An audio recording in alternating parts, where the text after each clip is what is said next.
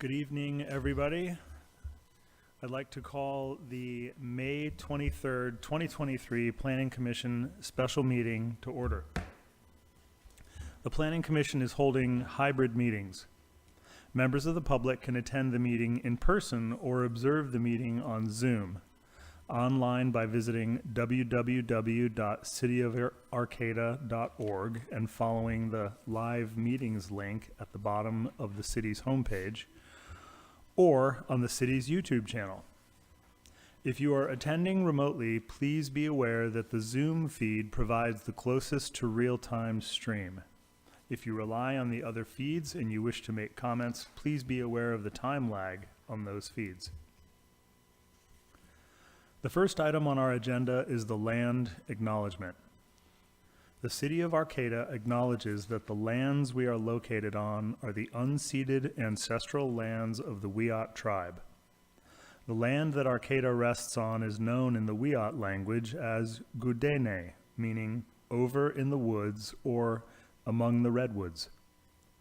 Past actions by local, state, and federal governments removed the Wiyot and other indigenous peoples from the land and threatened to destroy their cultural practices. The City of Arcata acknowledges the Wiyot community, their elders both past and present, as well as future generations. This acknowledgement seeks to aid in dismantling the legacy narratives of settler colonialism. Next is roll call. Staff, will you please call roll? Commissioner Lehman? Here. Commissioner Simmons? Here. Commissioner Udowitz? Here. Vice Chair Tagney? Here. And Chair Davies. Here. And just for the record, Commissioner Mayer has not joined us yet, presumed absent. Thank you for that. We are joined this evening by Community Development Department staff, Director David Loya, Deputy Director Jennifer Dart, and Community Development Specialist Gillen Martin. Next, we have public comment. During this time, people may make comments about items that are on the agenda. We will not be opening public comment on each item individually. If you have comments about items that are listed on our agenda today, please line up now behind the lectern. If you are on Zoom and you wish to make oral communications on matters that are on today's agenda, please raise your hand by selecting the raise hand icon on the right side of your screen or by pressing *9 if you are calling in. For those on Zoom, when it is your turn to speak, the clerk will unmute you. With that, I'd like to open public comment. Each speaker will have 3 minutes to comment. Feel free to state your name for the record. May we have the first speaker, please? My name is Gil Friedman. Should I go on? Well, I don't know what's on the agenda, but I come here to speak for someone who can't come here to speak. L Street. I've lived in Arcata for over 30 years. My favorite street in town is L Street. I walk to the marsh on that street several times a week. There's bicycles on it. There's women with strollers with their children. It's a very peaceful street. There's no pollution. I think it'd be a crime to change that street. And the idea that you're going to make a one-way street of K Street and then another one on L seems totally outrageous, not necessary. And when you put one-way streets in, like we have at H and G, they become like highways. The people speed down H, they speed down G, and if you're going to make a one-way street, that's an invitation for people to just drive faster. And it's more accidents, and I think it's a terrible idea. You may be destroying everything else in town, but please leave L Street the way it is. It's a wonderful street. It'd be hard to create a street like that. It's peaceful. It's got, birds, everything on that street. It leads to the marsh. So all I could say is I hope you'll keep L Street just the way it is. And the idea that you're going to make a one-way street out of K and then one street L, you're just making highways there. And people will be racing up those streets and all, and it's in the Creamery District, and it's going to be a lot of traffic and accidents. So that's my only suggestion. L Street can't come here to speak for itself, so I'm coming here for L Street. Thank you very much. Thank you very much for your comments.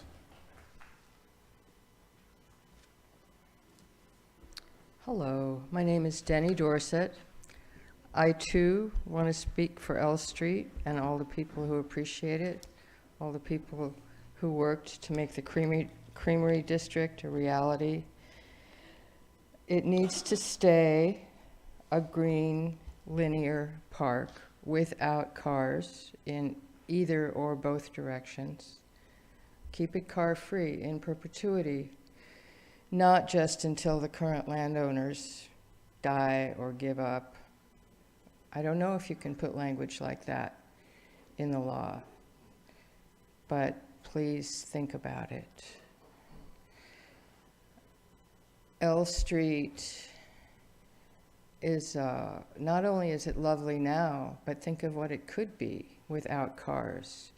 We all know about cities who have closed a street in town, made a walking mall with great commercial success, indeed, as well as environmental and social success.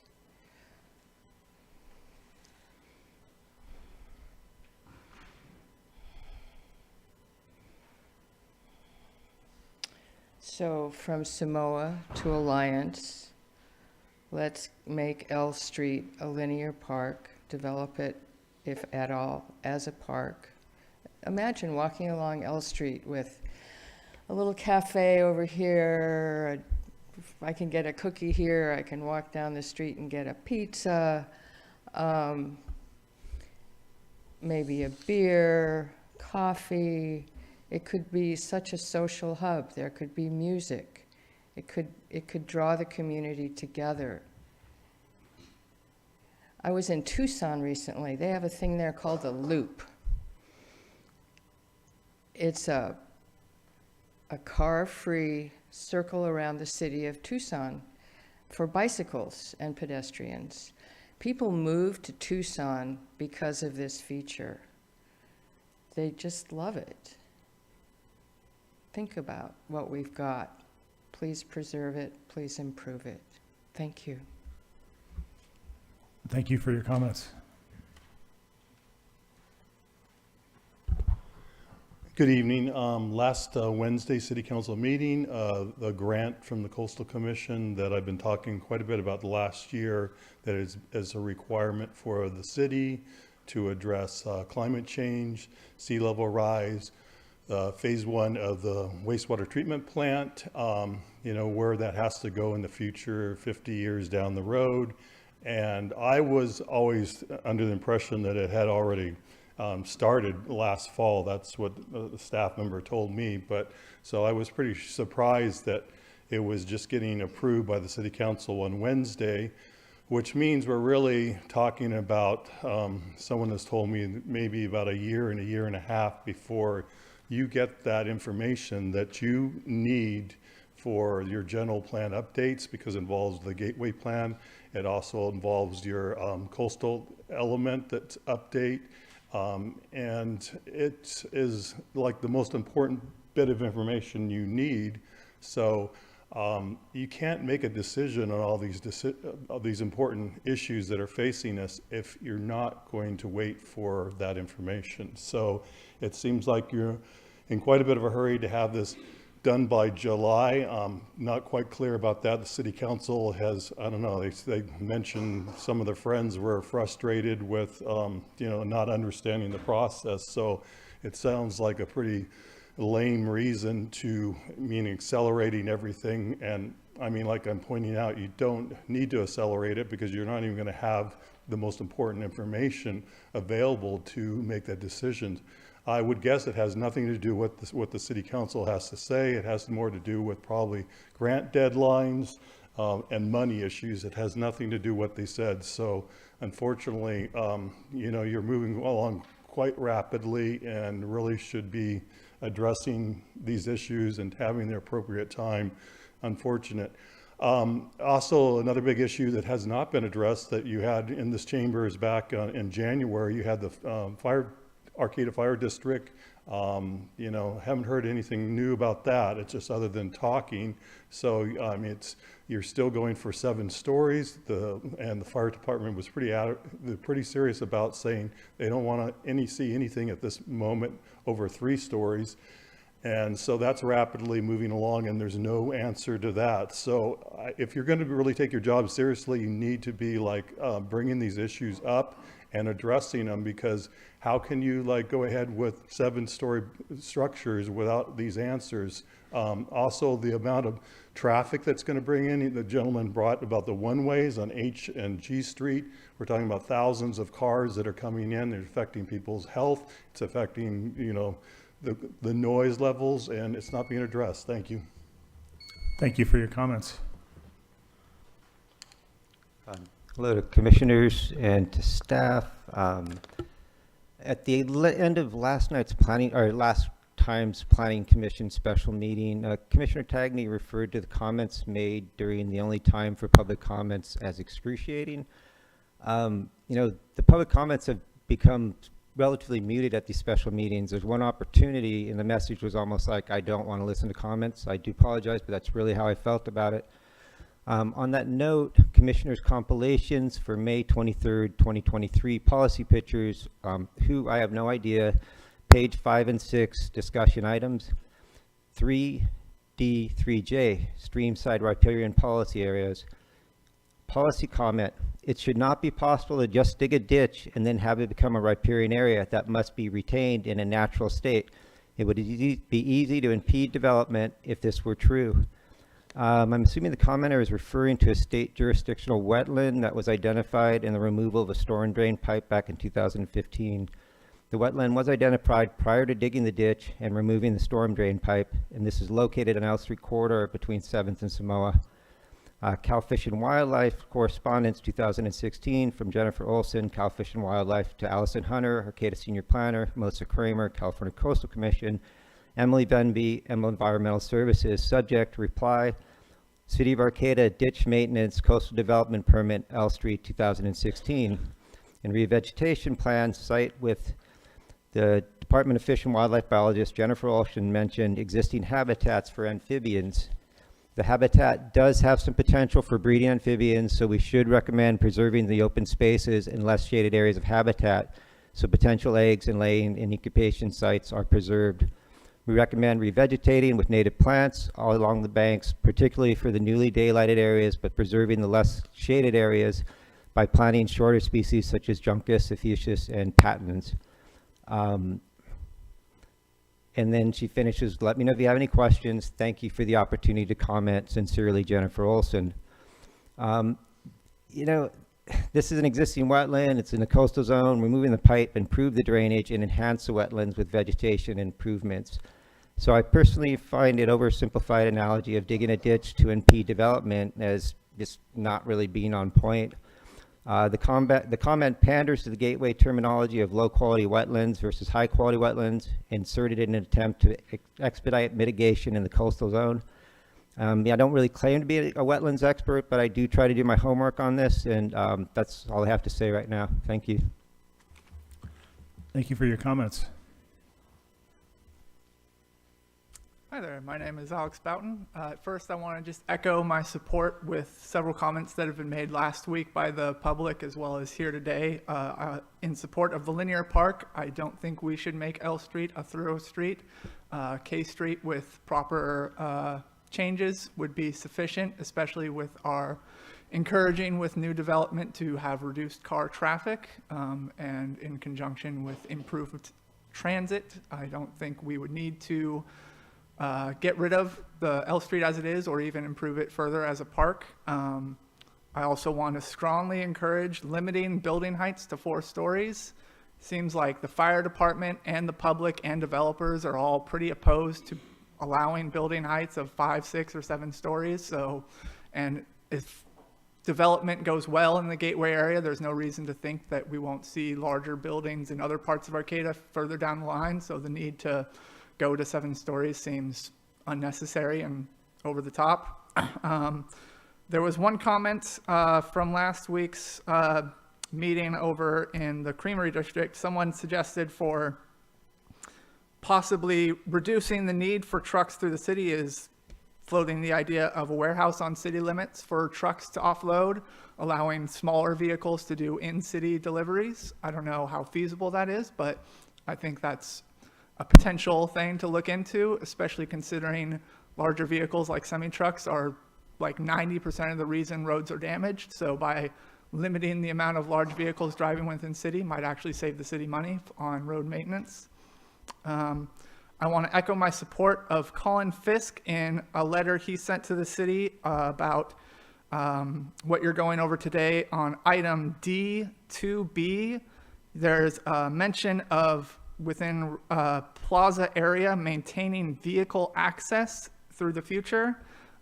Possibly rewording this in some way to allow future car-free or open streets in the plaza area, because as it's worded right now, kind of prohibits that. I also want to echo what someone mentioned earlier about we're doing a lot of development in the coastal area, and maybe we should consider not necessarily abandoning it, but refocusing larger efforts in areas where either higher elevation or further inland where sea level rise in the future won't really affect it as much. That's all. Thank you. Thank you for your comments. Hi, my name is Dwight Winiger. I'm a resident of the city of Arcata, and I wish to speak about the plans for L Street. I'm opposed to what is being proposed here of using L Street for the cutlet, but I'm also trying to feel that we could be proactive in terms of looking at an alternative, which I quickly laid out here with a marker of what I think there could be a possible alternative that needs some examination and discussion. I'm very much opposed to the abandonment of the railroad tracks within the city limits, because I believe they are a much more valuable asset to both the city of Arcata and to Cal Poly Humboldt for the future with rail banking, and for reasons that I can't go into with just 3 minutes here. It would actually be more of a white paper. But whatever even happens with the Gateway plan and with development over there, I believe that both the Class 1 bikeway and the rail tracks of rails with trails is a valuable asset for the future of Arcata and should be left alone. With the time I've got here, I can briefly describe what I'm thinking I'd like to have looked at, discussed, find out a few unanswered questions about the property that is along this route that I'm thinking of. If we were to not look at L Street, what I'm thinking, starting at the north, describing what I've got in front of me here, would be M Street, where K is turning into Alliance, going around that wetland area there and actually on the M Street right-of-way, crossing over past Bug Press into N Street to cross 11th, coming down along N until it starts hitting the railroad right-of-way that goes out to Samoa, and coming along there until it's evenly proportional of a line drawn down Q Street to come out to an intersection of Q and Samoa Boulevard with a signal directly at the new planned Cal Poly Humboldt and College of the Redwoods Medical Education Center. So I could give us here, pass it along to staff to show what I'm talking about, but that's my comment here with the time we've got. Thank you for your comments, and Dwight and anyone else can feel free to email us with longer form ideas. Thank you for your comments.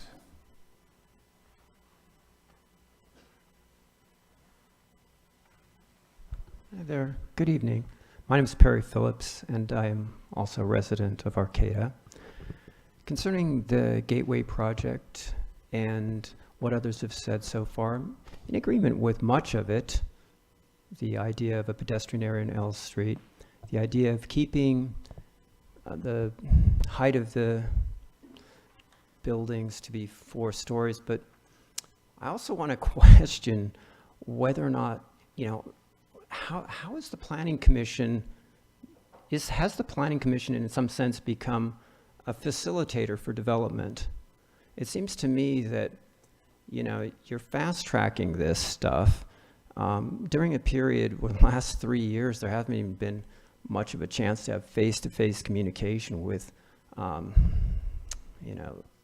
people, and all of a sudden these plans have been already established that there was going to be this development, and now it's just a question of, can we put a check on it so it doesn't, we don't wind up with 8-story buildings in, downtown Arcata dwarfing the Creamery, and perhaps, becoming a towering inferno that a fire department couldn't put out the fire of. That would be something, wouldn't it?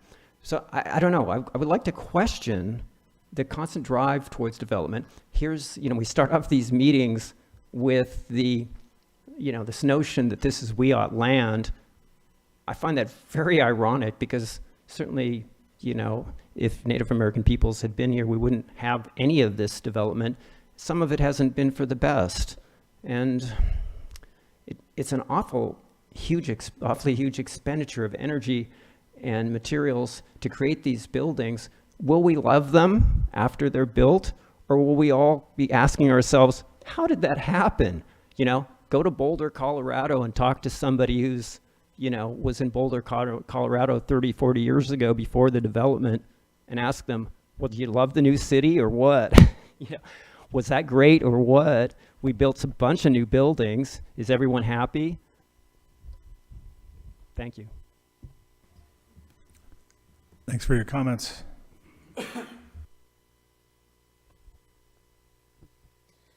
Good evening, Patricia Kamianica. So I'm sure you're all aware there were 2 different meetings at the Creamery. The first one on May 10th was actually put together by a business owner at the Creamery because they wanted to get the community together, the residents and the business owners of the Creamery district together to discuss primarily L Street and how it would affect business if it was built into a trucking route, and how much a linear park would contribute to businesses in the area. So they set it up. I attended both that one and the other the next week on the 16th that the city led. And the first one was actually really refreshing. We got a lot done. We discussed a lot of different options. We answered a lot of questions.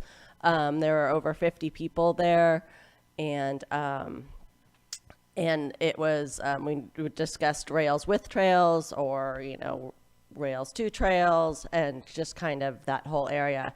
And it gave me hope that people were waking up and realizing what was going on, and how much of an asset that corridor is right now and how much more it could be. The second meeting on the 16th that the city led, there were a little over 30 people. I counted 33 at one point. About a third of them left because David Loya told us that we could not talk about the linear park, that it wasn't pertinent to the Creamery district, I guess. Which was problematic because most people were there to try to express how much it would influence the business and the residents, and it was a major concern. Yeah, so that's just kind of a little bit of update between the two. I just kind of wanted to throw it out there from the community perspective. It was very disheartening. One community member told me it was just another dog and pony show from the city. So anyways, yeah, we're really asking for the linear park. The Creamery district's businesses would be enhanced. The residents, I mean, it would, if we're going to bring in that many people, it would be just a really great thing. So anyhow, if you want to contact me about more of the ins and outs of both of those conversations, I know you're going to get one perspective probably tonight, but maybe reach out again to those community members and those businesses, because they're really screaming linear park. So anyways, thank you for all your time. Thanks.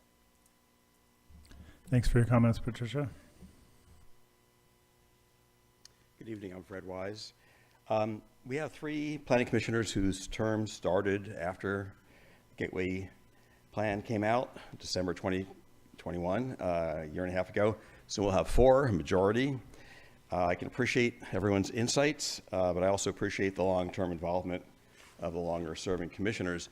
Occasionally I go back on Arcata 1 and look at articles from a year ago, year and a half ago, see how they read. I encourage the commissioners to do that. I put 3 of them at the front. One is the letter from Andrea Tuttle, which I think is as pertinent today as was written 15 months ago. Letter from Nick Lucchese of Pacific Builders, one of our preeminent builders in Arcata, 16 months ago. He wrote, "You have not asked us what we want. What this approach represents is a top-down vision for the future of Arcata with a belated attempt at getting buy-in from the public," and more. The third article that I'll point out is an article that I wrote a year ago called Let's Move Forward. It includes a request for a draft of the form-based code to be delivered immediately so we can chew on it. What is Plan West up to? When are we going to get the environmental impact report? Are they doing the testing that's required of them? Articles about affordable housing and opportunities for home ownership was a request for discussion on that, and a request for a Plan B for the L and K Street couplet if it turned out that L Street would not become part of the couplet. As you know, the Transportation Safety Committee ruled very strongly for the 4th time against having L Street be part of that couplet. The meeting at the Creamery on the 16th, I wrote to you about this. I regard it as a substantial mockery of what the commission had asked for. It asked for input from the people in the Creamery, and instead they were 6 pre-chosen topics. As Patricia mentioned, about a third of the people, or almost half, walked out. All the notes, the meeting had a lot of value. I'm not saying it has 0 value. It was good. There's a lot of information from staff. All the Post-it notes are transcribed on arcata1.com, so you can read them in writing. There are, the articles I wrote on that meeting proved very popular. There's almost 400 views so far. I have an article in the Med River Union, it's out now, about what we've seen and not seen over the past 18 months. And I'd like to see an updated schedule of what we've accomplished over this last few months. I get the idea that anything that is in the past on the schedule, we're not going to bring up again, such as home ownership or affordable housing. Maybe we'll bring it up in the next 6 months. Thanks. We appreciate your comments, Fred. Thank you. My name is Gil Friedman. I'd like to make one other point. If Gil, any- we already heard from you this Oh, evening. can I make one point? One time, we have people waiting online as well? We do. People? I would encourage you to write us a letter if Oh, you no, could. wait a minute. Okay, maybe 1 minute. 1 minute? I'd really like to, Can I make 1 minute point?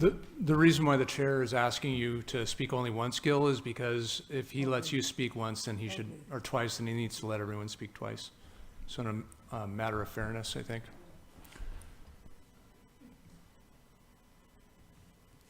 Go ahead, Jane.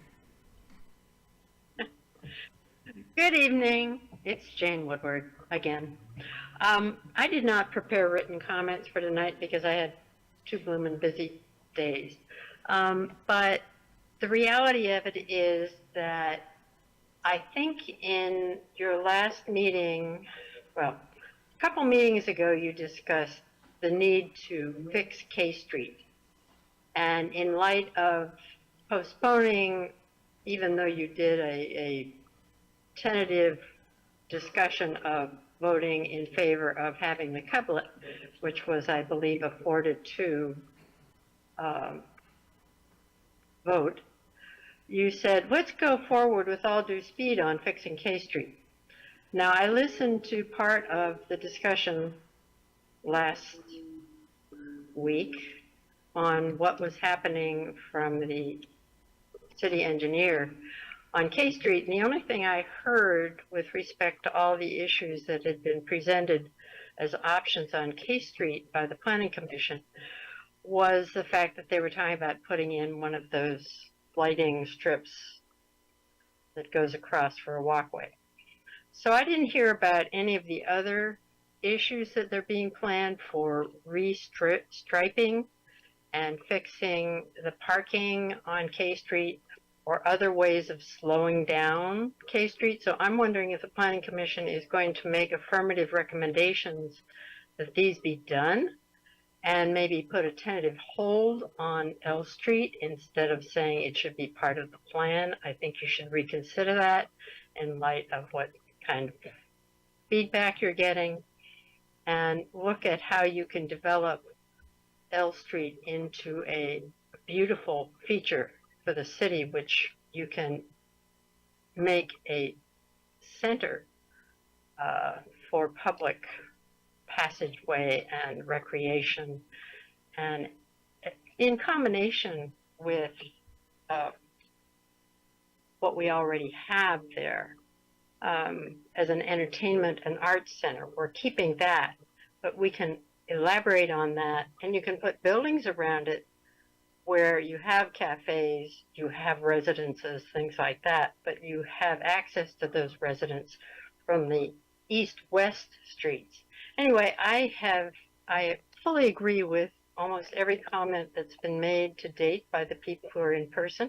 I'm sorry I can't be there, and I will try to get more of my ideas in writing to you. Thank you so very much for all your work.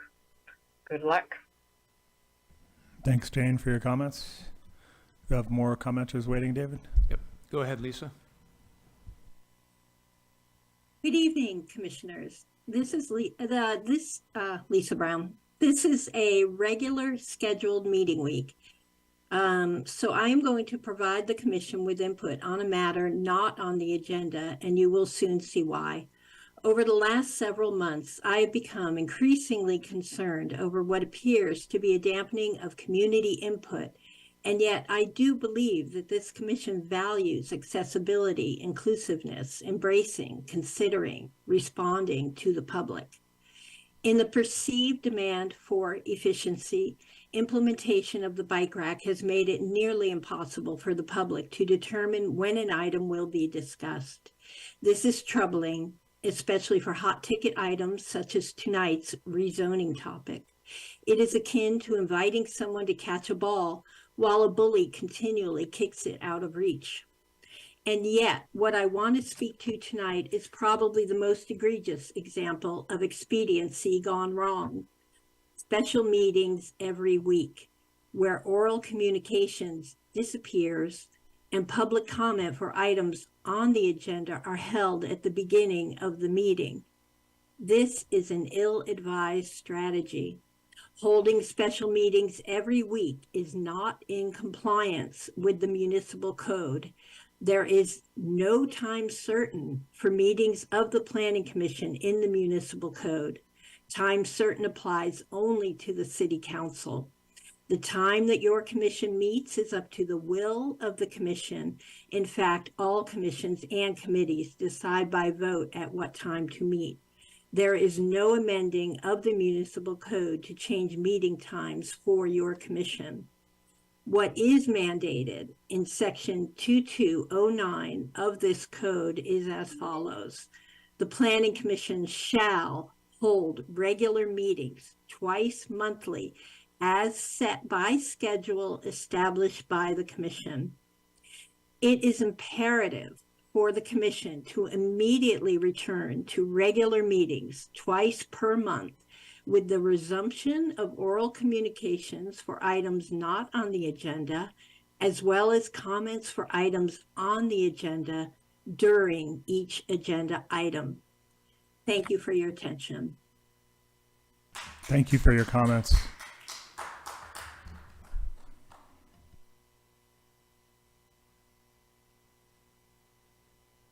One more. Go ahead, Melody. Thank you. This is Melody Meyer. I'm an Arcata resident and an Indigenous woman. I just wanted to address and comment made earlier this evening, which suggested that local tribes would oppose further development on Arcata. I believe it's inappropriate to speak on behalf of tribes, and I believe the comment also overlooks the current efforts of local tribes in developing and constructing housing both in Eureka and Arcata. And it's important to note that Native Americans face significant housing insecurity. And I strongly believe that increased housing options in Arcata would greatly benefit Native American students in particular. Thank you. Thank you for your comments. That's all we have. All right. Thanks to everyone who provided comments this evening. We all appreciate your participation and your input. We will now move on to item 3, which is business items, and we have 2 business items today. The first is to approve our Planning Commission minutes from our special meeting, May 9th, 2023. And staff informs me that there is a correction that needs to be made on those minutes. Staff, do you want to describe the correction briefly before we see if anyone else has any reason to discuss those minutes? Yeah, just briefly on packet page 3, the minutes from May 9th, under item 3C, where we discuss approving the Planning Commission minutes of the special meeting of April 27th. We need to add to that, so correct these minutes to add the words, item 3B on the April 27, 2023 minutes was corrected to add the language that Commissioner Mayer asked to add, which is other rezoning recommendations were not considered but were postponed to a future meeting. So that sentence appears on the April 27 minutes that were adopted now, and so we're just recording into the minutes that that motion was made and that they were changed. Okay, thank you for that. Does anyone else have any comments on those minutes, or can we get a motion to approve as corrected by staff? I'll move to adopt the minutes as the, I guess that's the consent calendar at this point, or is it not? No, it's business item, as amended by staff. Great, we have a first motion. Can we get a second? I'll second. We have a first and a second. All in favor? Aye. Aye. This motion passes. And our next agenda item is to consider a recommendation to the City Council on general plan updates. And as always, can we begin with a staff report, please?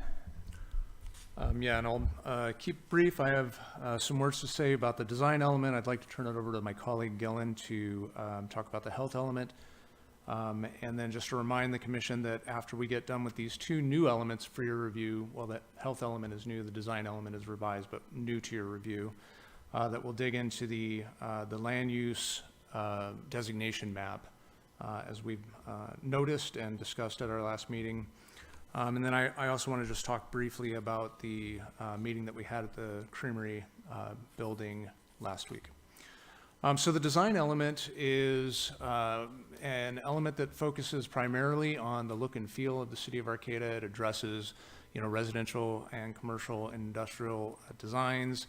And we tried to modify that based on a lot of the discussions that we've heard from the Planning Commission up to this point about some of the items around, community character and those kinds of things. And so you'll see a lot of edits around that. We also tried to move a lot of the detail into the zoning code. When the general plan was adopted, the land use code had not been adopted.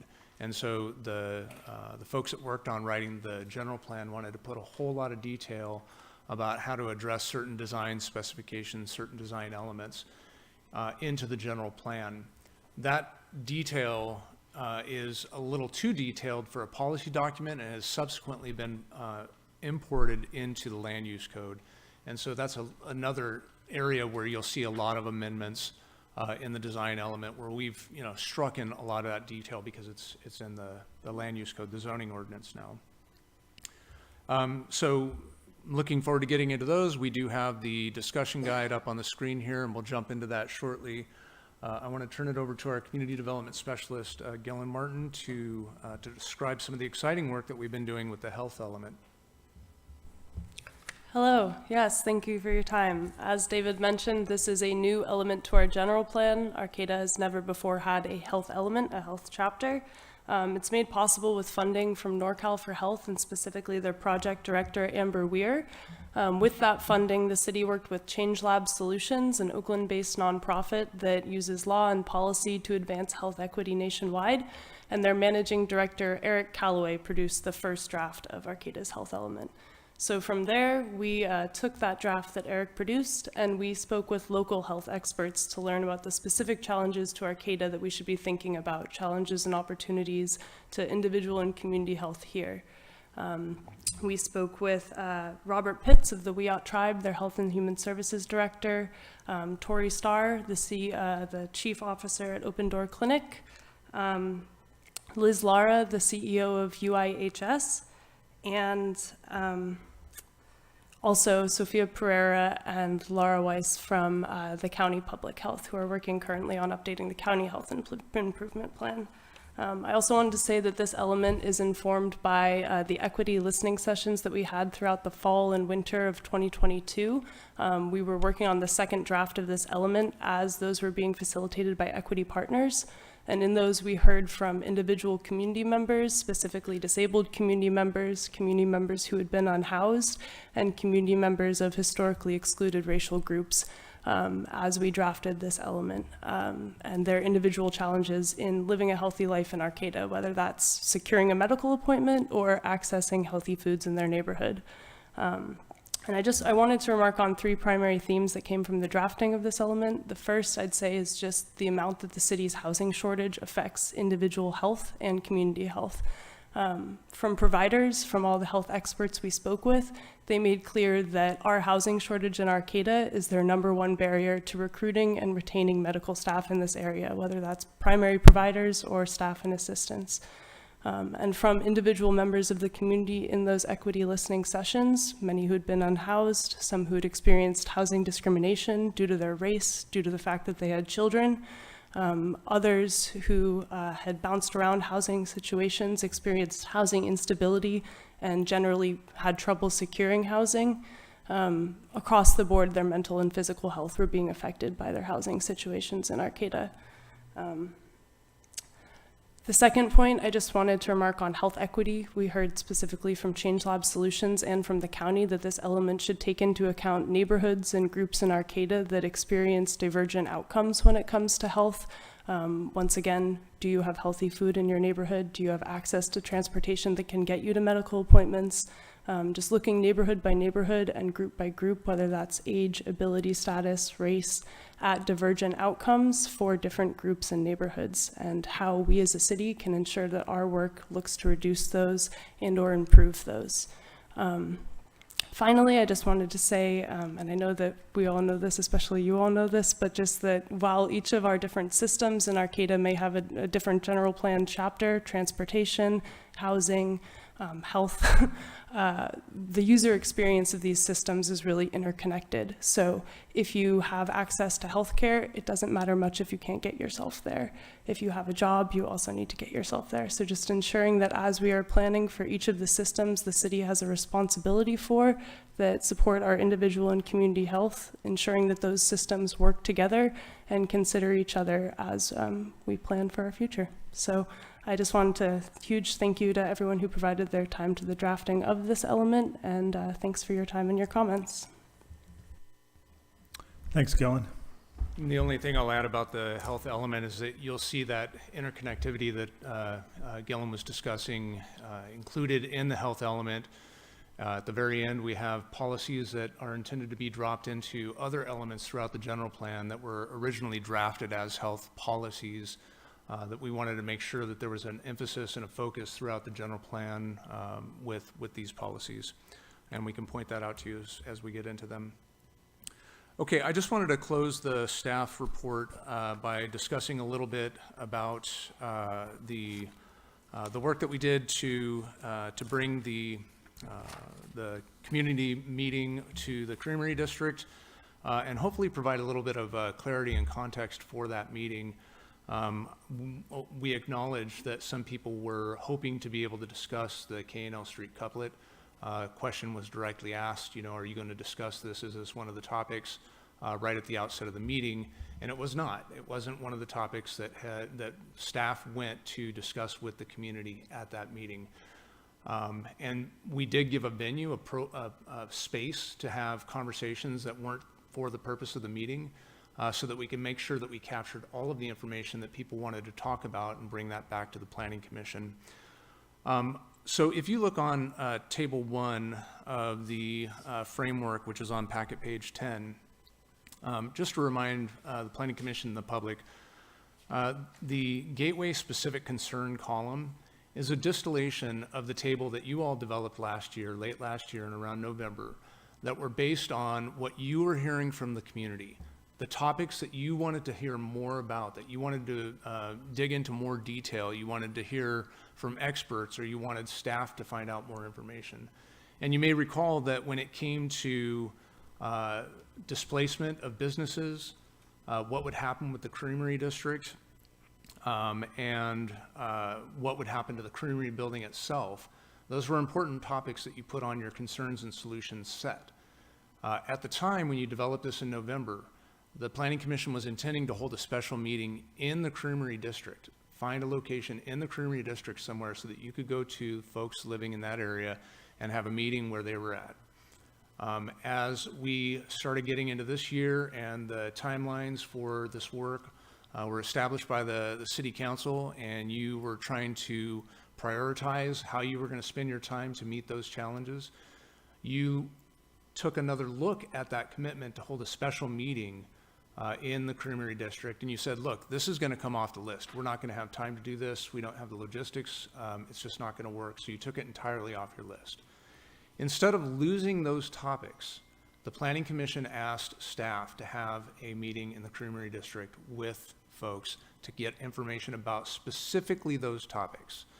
So we went to, had a meeting at the Playhouse on the 16th, and we went to that meeting prepared to ask people to provide a little information, because there's a lot of misinformation out there, so to provide a little bit of information on what the plan actually says about these topics, and then to try and hear from folks, if they had concerns or recommendations for how to address those concerns. And, I think that we got a lot of great information. We included that as Exhibit E to your packet today, with a brief write-up on the main takeaways, but then we also included in Attachment E the photographs of the comments that were made that either staff recorded or that people were allowed to, able to record their own words onto Post-its and then stick them into, different subject matter areas. And so I wanted to reframe, the purpose of that meeting, because the L Street issue, because the K&L couplet, because the linear park, were not topics that fell under that concerns and solutions subset for that meeting date. We asked folks to put comments about that onto an other ideas page and to bring those other ideas to you. So you'll see a lot of comments that people made about that. It's clearly an important topic for people. But we also collected a lot of the information that you did ask us to collect and brought that forward to you as well. And so I guess just in summary, what I think our main takeaways as staff for that meeting in terms of the topics that you asked us to address were that, folks are, generally speaking supportive, the folks that came to this meeting anyway, were generally speaking supportive of the concept of community benefits program. A lot of the community benefits that came forward in that meeting are already included on the community benefits list, so that was good to see some reinforcement there. We had some folks who had previously been very skeptical around the permitting process once they understood it better and they heard how that process was going to work. They said things like, "Oh, I'm still not completely thrilled with this permitting process. I would rather see them be discretionary, everything discretionary, but I'm okay with this. I feel more comfortable with it." And so I feel like there was a lot of a lot of understanding that came out of that meeting. People are not universally on board with what is in the proposal, but I did see some shift in movement. Clearly, L Street, as you heard tonight from many of the public members, L Street and, capping building height at 4 stories was also a recurring theme that came up at that meeting. So I'd be happy to answer any questions that you have about those. I also want to remind the Planning Commission and the public that, the Planning Commission is really driving this process. We're bringing forward all of the information, excuse me, that the Planning Commission requested for discussion. And it's up to commissioners to decide which of this information you'd like to dig into in more detail in this forum. We've created a framework to allow you to get through the policy work that you absolutely have to get through in order to make a recommendation to the City Council.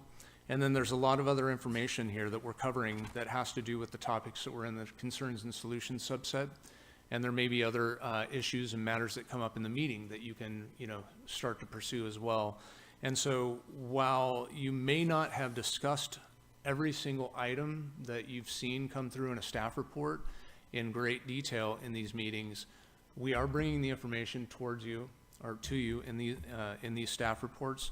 And the idea is that if you'd like to discuss them, that you will bring them forward and then we'll have that discussion. If you're satisfied with the information that's in here and you're ready to move on to other topics, you're welcome to do that. If these items that are in here that you haven't discussed are important enough for you to bring up and have a further discussion about after you've made your recommendation in July, all of these items are still on the table. We would like to structure them in ways, as we have done with this framework, that you have productive conversations about them, that have, an endpoint and a decision-making process as opposed to, just being open-ended conversations. But that's, again, just for the commission, you should feel fully emboldened to make any comment or question or bring any of these items that you see in the staff report forward for discussion. And with that, I'd love to turn it back over, and if there are any questions, or we can move into the framework. Okay, thank you for that breakdown, and thank you, David and Gillen, for those presentations. Let's begin this evening looking at the design element. We can start with the consent items. Do any commissioners wish to remove anything from our consent list here, or any objections to any of the changes here? I'd like to remove number 1. Okay.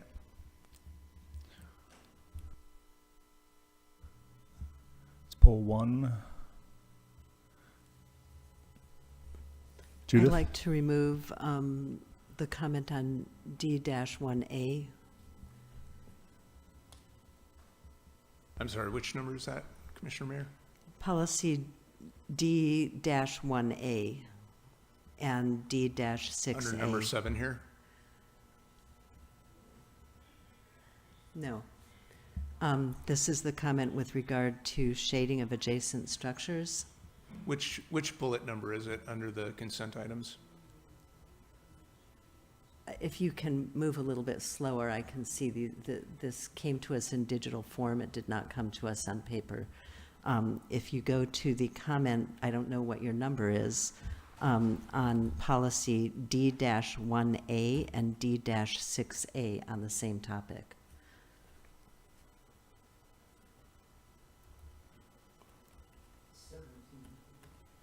17.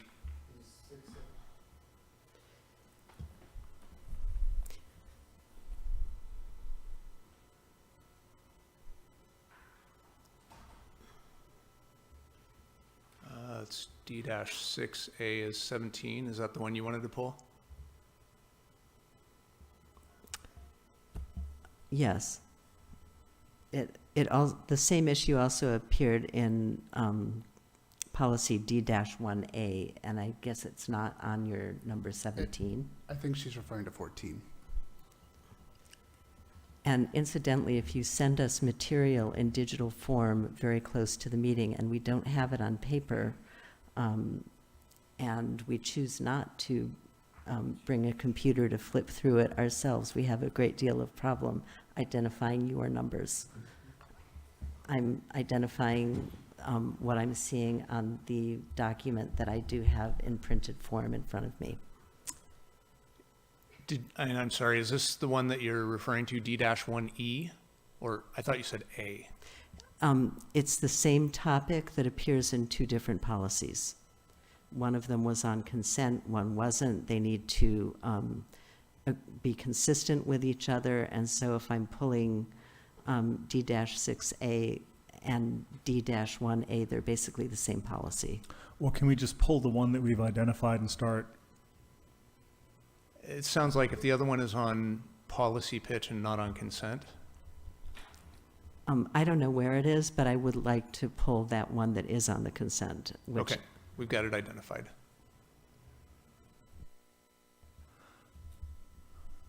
Okay, so then, is there anything else that anyone would like to pull off of the consent? Otherwise, then let's hear what you've got to say, Matt, and then we'll move to Judith's question.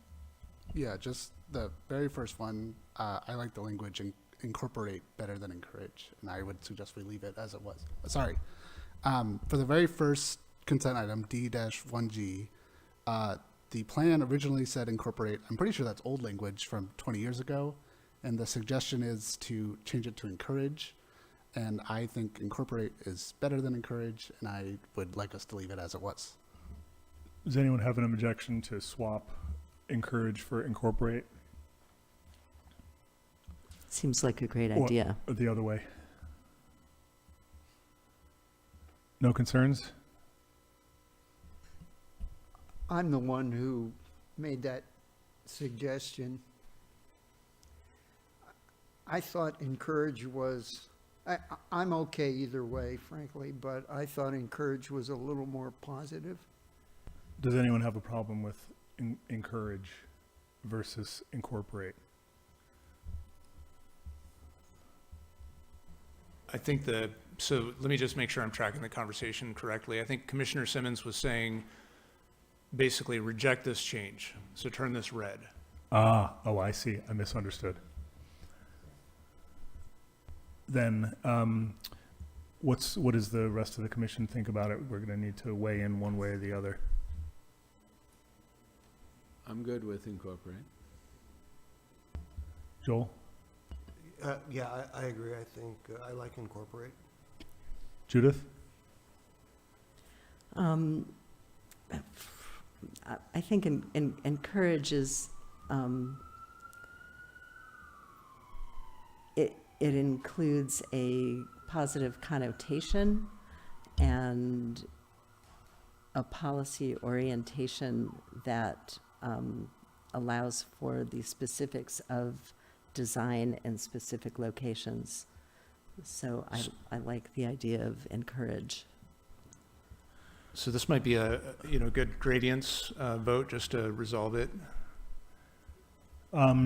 Sure. Let's fingers here, gradients of agreement. So 5 is I disagree completely and I would vote to block it. 1 is I agree completely and I embrace it. 3 is I don't have a strong opinion one way or the other. And then the other 2 are sort of in the middle, but leaning on the other side. Can we just so we're all on the same page, the reality is that what incorporate was the city suggested text, right? And by design, that means that we will for sure incorporate pedestrian and bicycle in circulation, and a softer answer is encouraged. Is that what you're after, Matt? Correct. Okay. All right. Well, so if we like the original text of incorporate, then that's what we're voting on, or are we voting on the change? We're trying to get a sense. I think we have 3 so far that are in favor of keeping incorporate, and I will just vote with that group to push us into a majority on let's reject this change and keep it with incorporate. Okay. Moving on. Judith, do you want to discuss the item that you pulled? Sorry, I can't see anyone in this direction at all. Yeah, the original language on policy D6A, which I'm now looking at. The original language was, the siting and design of buildings shall promote energy efficiency and consider solar access, balancing development needs with solar access. And the consideration that has been eliminated in that language from the former language, which was in our policies of the past few years, referred to minimizing impacts on nearby uses, and I was referring to minimizing shading of adjacent structures. I think the two places where this similar policy came up in D1A and D6A are really separating solar energy issues from other aspects of shading. And I feel that it's important to minimize shading of other nearby uses and structures. So by isolating a solar energy issue from other aspects of shading, I think that we would be opening the door to shading people's windows, shading their vegetable gardens, shading their basic living in ways that this very limited treatment does not address. And so I'd like to get that word minimize back in there. Might that make it really hard to build almost anything? Like, because ultimately anything you build is going to shade something. No, I don't think it would make it impossible to build almost anything. I think the weak language of saying consider solar access basically says, okay, we've considered it, going to build it anyway. There's nothing more important than building, therefore we've considered this issue and goodbye.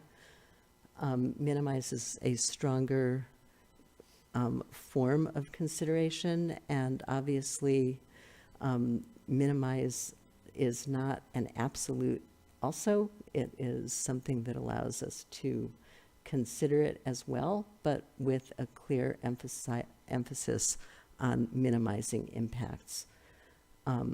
The consider has no emphasis on minimizing impacts. We've considered it, done. So I feel that the wording with regard to minimizing impacts is important because it indicates the direction that we wish to go with respect to impacts on neighbors. And are your concerns, Judith, about the impacts? It's a little confusing just in the sense that, are you saying that it would be, the concern would be that solar would be prioritized and it would be the installation of solar that would be creating the impacts?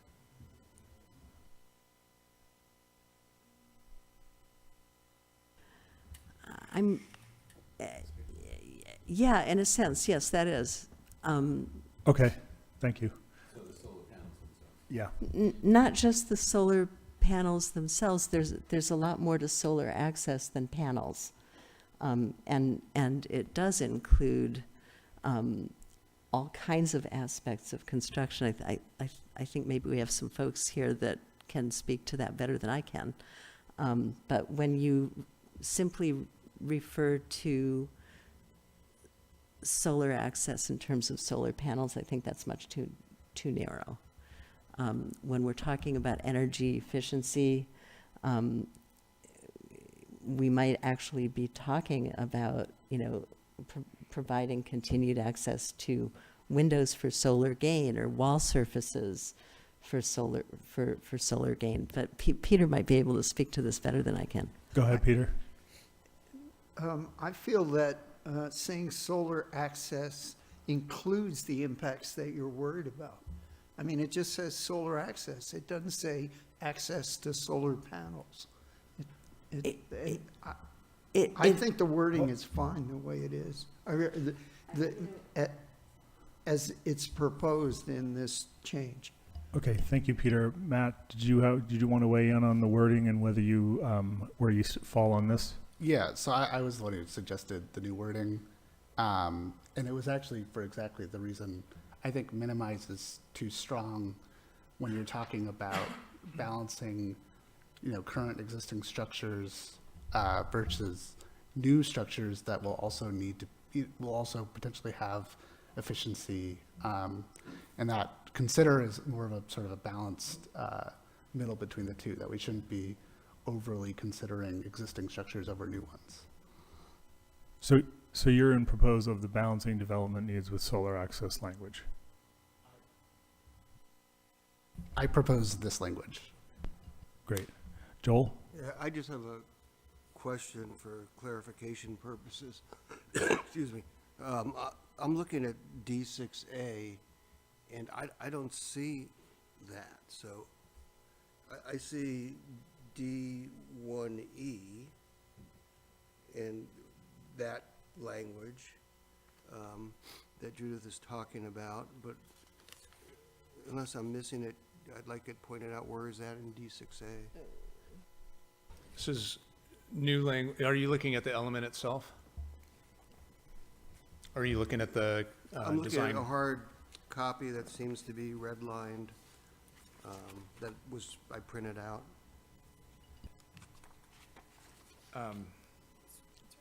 So yeah, it's on packet page 28.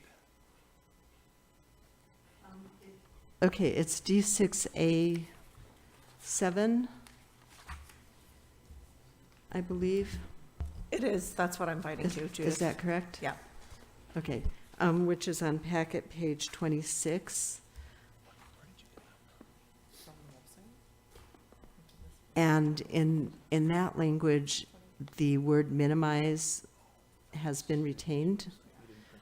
And I would like to retain minimize on the other policy as well. The two policies probably should be consistent.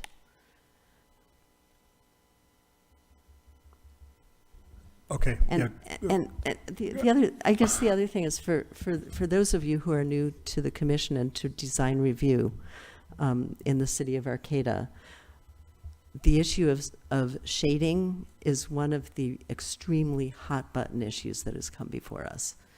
And it's one of the issues about which neighbors who might otherwise be just fine with a large structure right next to them lose any possibility of support over. And it's also one of the things that we've been able to convince developers to make adjustments on.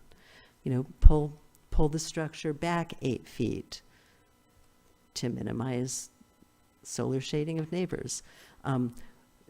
Cut it off a little bit, modify the roof line, but it is very important to have that word minimize rather than consider in order to make clear the orientation that we want to have toward neighboring structures and uses. And this has come up over the time I've been on the commission repeatedly, and I don't think it's going to disappear with the next 20 years emphasis on Thank you, energy. Judith. I think you've been really good at making that that point clear for us. Dan? Yeah, I'm thinking back on the Sorrel Place discussion. Shading was a giant topic. There was a lot of presentations, a lot of shadow diagramming done. And ultimately, that project provided 40 units of affordable housing. And had we, minimized it, maybe we would have gone 3 stories and the solar shading would have been a lot less and there would be 30 units instead of 40. So I feel like we're on a slippery slope of, if we suggest minimize, does that mean to the neighbors of an applicant or of an application for a project that, hey, your code says minimize, you can't go up that high. Look at the solar diagrams. And what we deferred to was state law generally on that one. I remember a lot of discussion about state law, and ultimately, you can build up to the parameters of, you know, that was 45 feet and they were built to 45 feet and the shade happened the way shade happens. And there wasn't a whole lot we could do about it. Had they wanted to do something beyond the zoned building heights, then shading might have been an easy thing because we would have been tasked to interpret a give that, you know, would have created more shade. In that situation, they built to the 45 feet. So I like consider more than minimize, just because minimize feels like it's giving ammunition to saying, you can't shade my building. Got it. Okay, thanks, Dan. Can I respond to that? You brought up an example, which is exactly the example that does respond to minimizing. The building was pulled back in order to minimize shading to a development across the street. Without the policy of minimizing shading, I'm not sure that it would have been pulled back. It would have been possible to just say, okay, well, you know, we've considered it done. But because minimize is in the pre-existing language, I think that that's one of the things that really push the city to try to, you know, kind of mediate in that decision. And the developer did change their design fairly significantly as a result. Chair, I'm sorry, Chair, can I just kind of bridge a couple sure. of gaps here? To Commissioner Tagney's point, Vice Chair Tagney's point, you're absolutely right. This is policy language, and the policy language has to be consistent with the zoning language. And so the zoning language that was adopted by the city says currently that you can build to 45 feet, and that zoning language was interpreted by the decision makers who adopted that language as to be consistent with the language as is currently written to minimize. And so if someone comes in to build something and it's 45 feet tall, they are minimizing the impacts of shading and solar access on their neighbors. That's the current law. What you're considering today, again, is policy language. And you can use this policy language either as written or as proposed to develop standards that will implement this policy language in the way that you mean it to be implemented, or in the way that the city council means it to be implemented. When you look at the specific example that was brought up, the Sorrel Place, that was not a situation in which we looked at the existing language and said, hey, look, the general plan says minimize, so we're going to cause you to move this back. That was a voluntary design decision that the applicant made based on a number of different factors. The Planning Commission would have been completely well within its rights to have approved the project at 45 feet right up against the sidewalk as it was previously designed. And there were a lot of, the developer was amenable to moving it. The last point I want to make is that project, in part, was the impetus for the design guidelines that you'll see in the form-based code for this gateway area. The idea of pulling the buildings back, of stepping them back on the upper floors to try and create more solar access for adjacent neighbors. Those are exactly the kinds of concepts that we've pulled into this. And so, you know, the gateway area plan has language around this, and, you know, this language could be around, you know, can also be consistent with those ideas as well. Thanks, David. Joel, do you have a clear feeling one way or another on this language issue? Question, rather.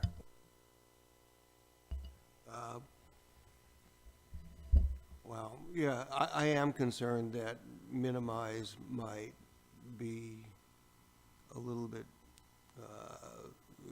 might restrain development a little bit too much for my taste. Okay. I'm comfortable as well with the balancing language, so let's keep that. I think that's the majority vote. Okay, and then I think what we did, I think Commissioner Simmons was correct that it's D1E. I was hearing D1A. I just wanted to confirm that that's the other policy we were talking about. It has that same consider and minimize language. That looks right. So I'm going to turn that green as well. Okay.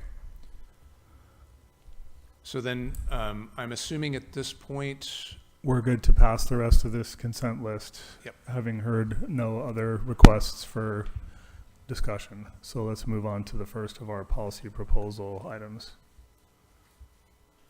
Policy pitch.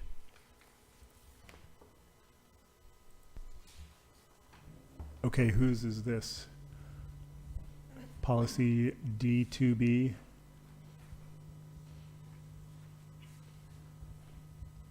this, Peter, was this yours? No? Undergrounding utilities? Oh, I'm Yeah, sure- I believe that's mine. Okay, let's hear your pitch, Joel. Let me refresh my recollection here for 1 second. So this is around undergrounding utilities. And you said undergrounding utilities provides better aesthetics.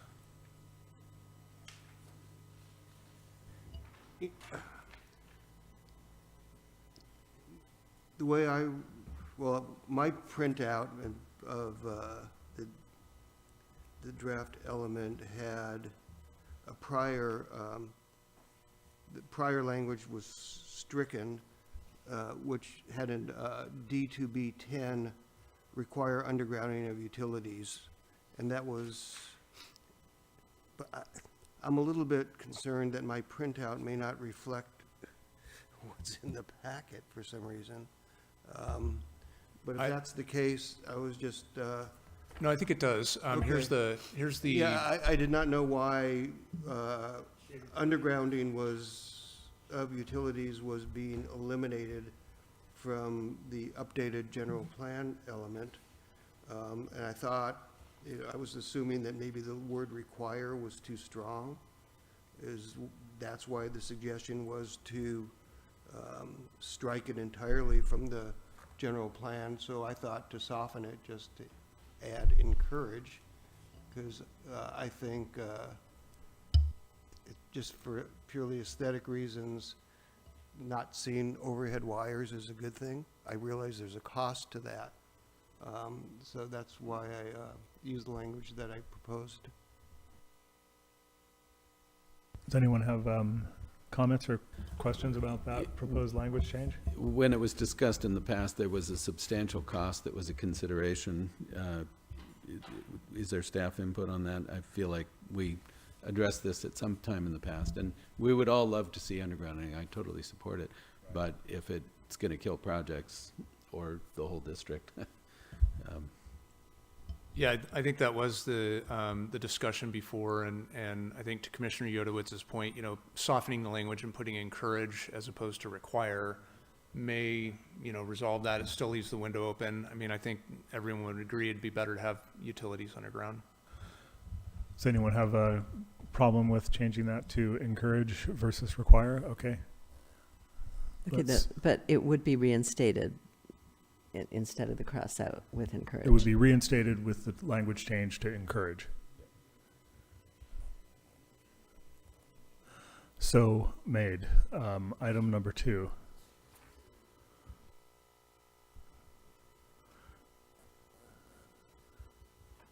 This was also mine.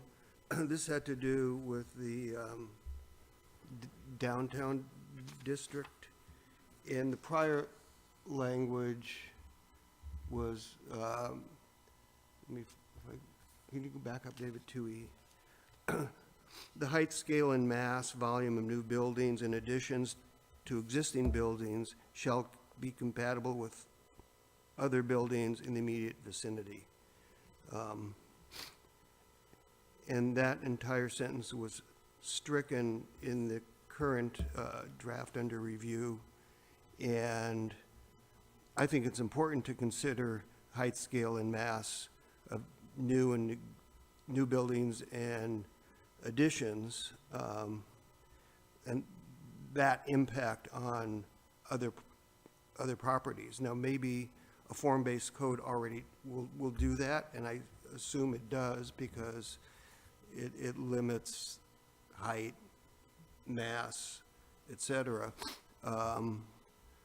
But I don't see any reason not to use kind of soft, language, take into account as a high-level policy that the, decision makers need to take those things into account.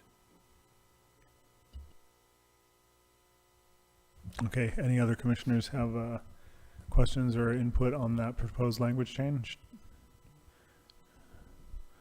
Go ahead, Matt. Okay, Judith? Yeah, I think that that's an appropriate change. I had actually suggested a change to that policy as well, slightly different language, and I referred to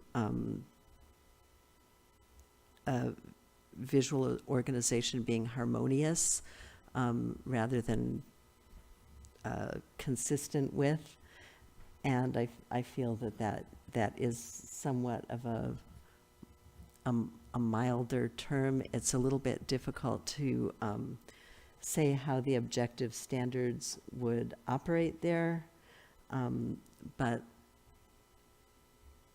again, this is something where perhaps the discretion of people who are familiar with an area and who will be affected by it would actually come into play.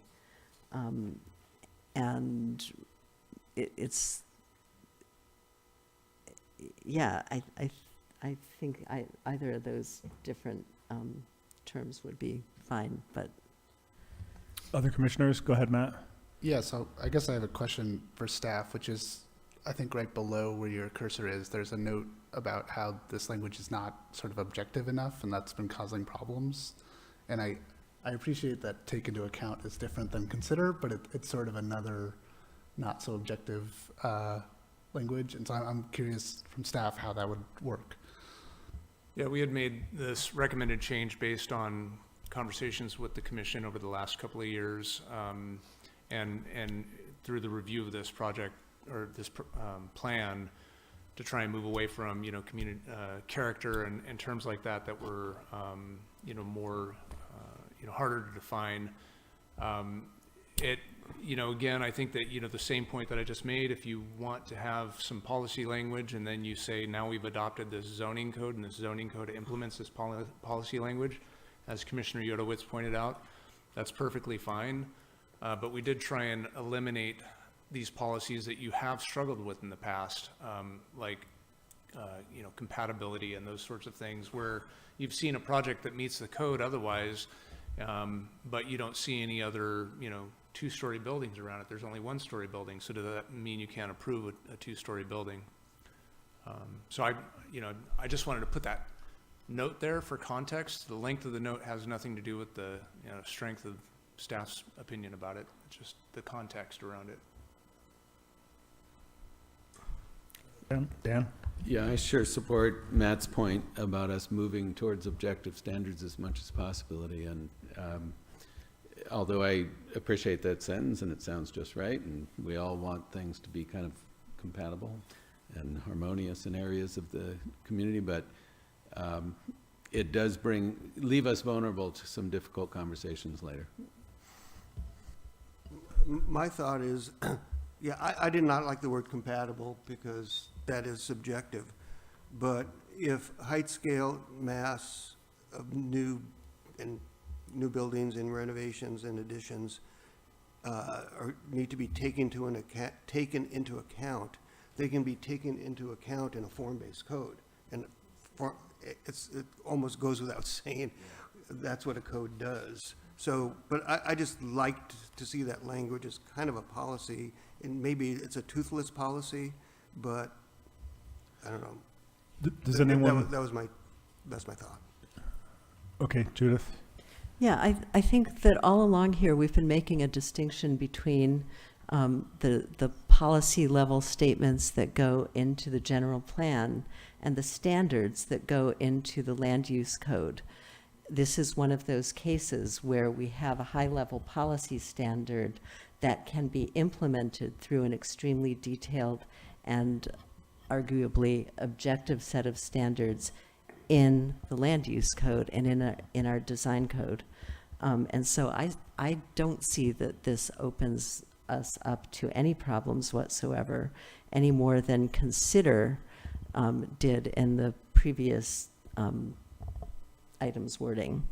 So I think that that would be a reasonable high-level policy statement. And yes, of course, it would need to be implemented through objective standards in our code. So you're in favor of take into account? Take into account, there are a number of different ways of saying it. I just want to keep that high-level policy Ultimately, statement. I'd like to get a vote on this language. I don't want us to bog down. There's a lot we still need to get to, including the mapping, which at a certain point, I'm going to feel like I need to cut our discussions off so we can get to that item if we're kind of screeching to a halt here with this one. So get a sense about thumbs up for take into account. Matt, Peter?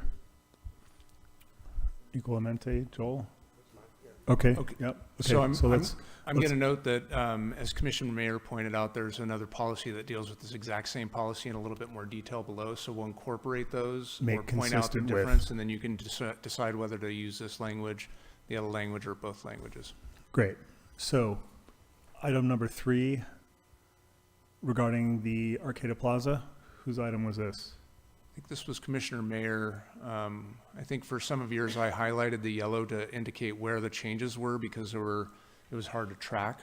And so what you'll see on these are the underlined strikeout from the original with additional underline and strikeout in yellow. That's the proposed change.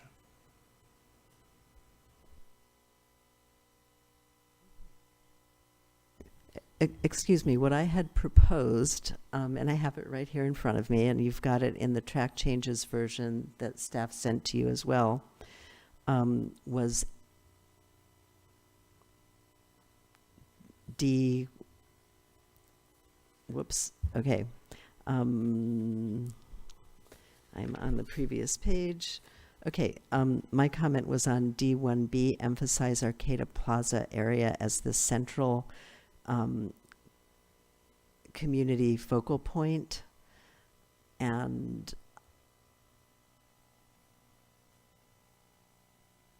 then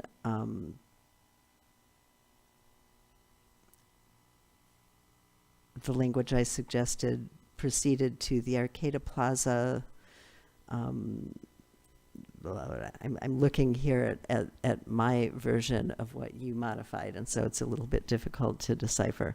Do you have a view of a proposed version that you can just read through so we can make sense of what it would sound like?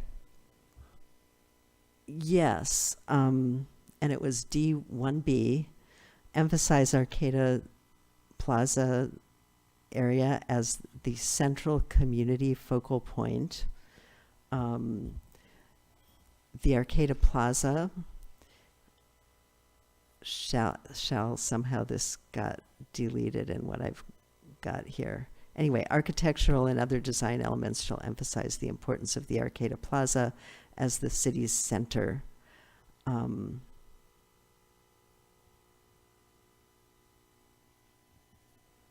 it kind of, and I guess, yes, for commerce was in there. As well as main focal point for commerce? And then it continued, but I only wanted to emphasize that we needed to continue to emphasize the plaza as the community focal point and the city's center. Okay. Do any commissioners have any questions or concerns about that change? Go ahead, Matt. So I'm completely fine with central as opposed to main.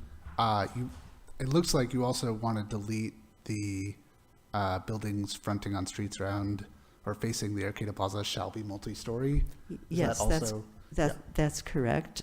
Currently, not all of the buildings there are multi-story. It is a historic district. Basically, what you're saying is that those buildings would be slated for destruction, in effect.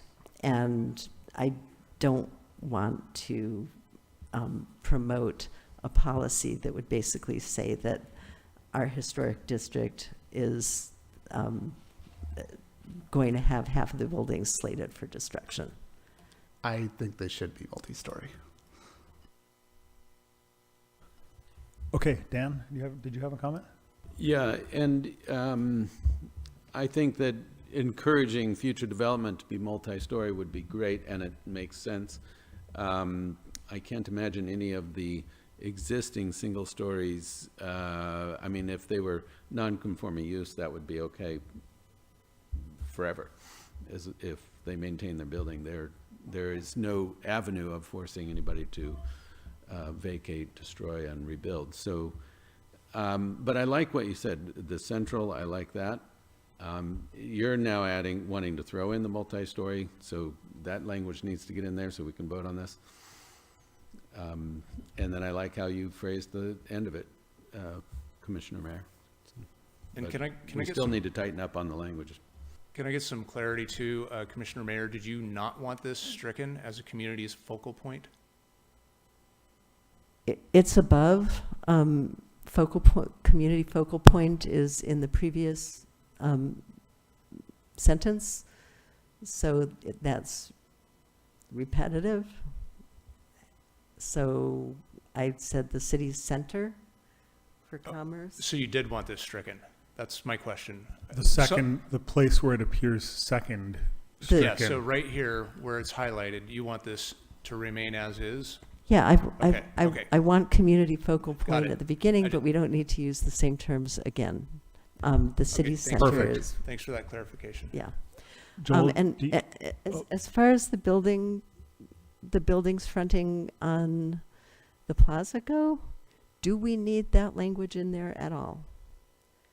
Do we need to include that language? It seems that people who own the buildings, people who might propose changes to them, might actually see their own economic interest in building bigger buildings. Let's leave that to them. This is a historic district. It does have features that include the buildings that are there today. I'm fine with that. If you want to take it out, I'm ready to vote. Joel, where do you land on that? I think it should be stricken. I agree with Judith. I agree with Judith on this item.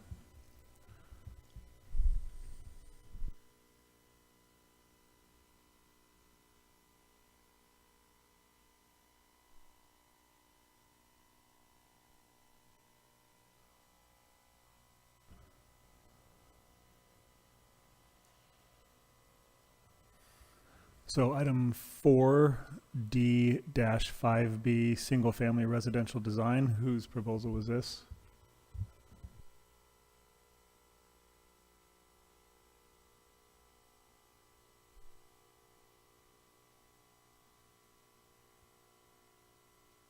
I think that was probably me.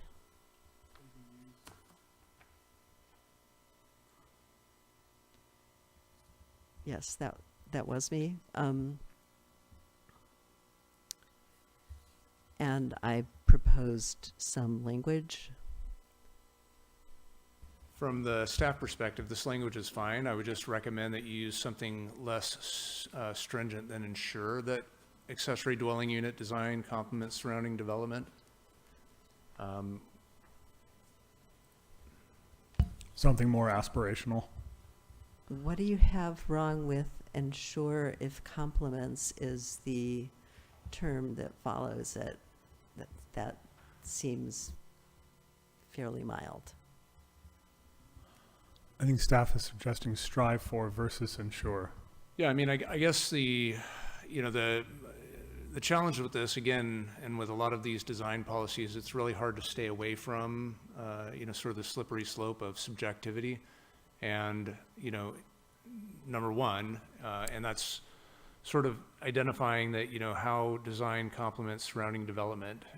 Again, this goes back to the exact policy that we just had. And the reason why I suggested, tamping down the word ensure a little bit, going with something a little lighter, is because the state law has, for accessory dwelling units, has something to say about that. And so there are limitations on the, the types of standards that we can apply to accessory dwelling units, so Okay, that gives us the I'm flexibility. okay with strive for as long as the rest of the language remains. Peter? If strive for is there, it sort of lessens the effect, but access to direct sunlight, I'm afraid, is also going to be restrictive and prevent development that we want to encourage. That's I the mean- intention of this. It's to protect access to direct sunlight for people who have it now. Well, if there's an empty space on a lot where an accessory dwelling unit can be built and it's in the shade, we don't want to prevent it from being built. I don't think we could use that as a standard. I'll just be frank. And I think that, with the shading issue, this is true of many of the issues around aesthetics, et cetera, that, you really are balancing, property rights. And, currently, someone who owns a piece of property has the right to develop on it. You're limiting their development rights by, adopting policies that require that they can't cast shade off their property. So that's just something that you need to take into consideration. So strive for, if it just says strive for, could we vote on that? and Where's the move on? commission land if the language is strive for? Can I add another thing? I think if the commission is going for strive for, which I'm okay with, I think it's perfectly all right to keep a reference to access to direct sunlight there. After all, this is a weak thing. It's aspirational. And I think that if one property owner wishes to deprive their neighboring property owners of something that they cherish, they should strive not to do that. It's a weak term compared to the one that I proposed, and I think it would make that striving to preserve the sunshine in my garden a reasonable thing. Okay, go ahead, Joel. Yeah, I think that we need to add another strive before the word retains, and just so it's clear that retain is not a mandatory policy, but it's part of the striving for. I see the strive for accessory dwelling unit that And strive. complements And retains privacy, access, direct sunlight, and a sense of appropriate scale. So that strive for modifies all I think four it of those. modifies everything as there. long as it's understood that the strive also represents the phrase on the other side of the word and retains privacy, access to direct sunlight. The Oxford comma.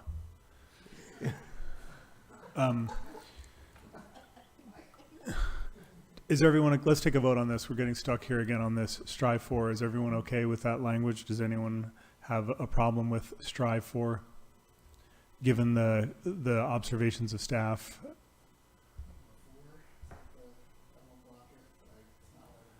Okay, Peter?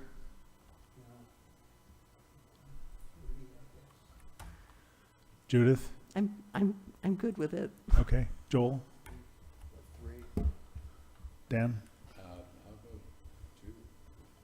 Okay, so I was just tinkering with the language, and I put in a semicolon here and a list to show that strive for design that complements, retains, an appropriate sense of scale.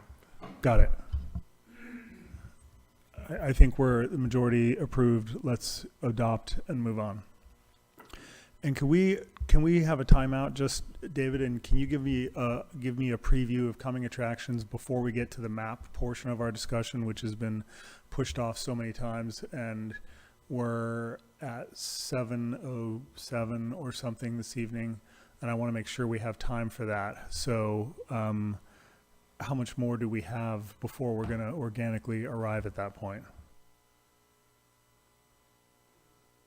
There's two more policies in design, and then the health element has 14 consent, and 3 policy pitch. Do you want to see if you can jam through these pretty quick?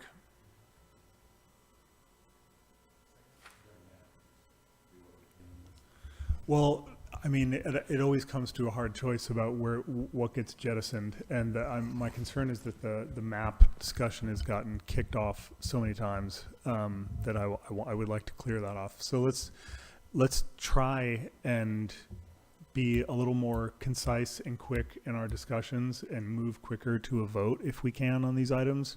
What would be great, I think, is if we could finish this stuff and get to that mapping within the next sort of 20 minutes or so, 20, 30 minutes. I don't know if that's possible, but that's what I would like.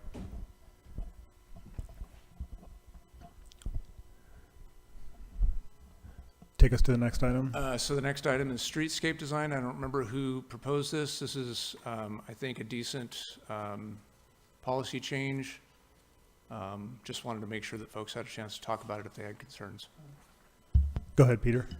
I'll point out that under consent, we already approved a change to D2B, and that was, we added the phrase including the possibility of car-free streets, and we added number 10 to the list, consider the possibility of car-free streets. So that's already, we've already approved that, and Correct. Those will be included, as well as whatever else is included from this policy. all right.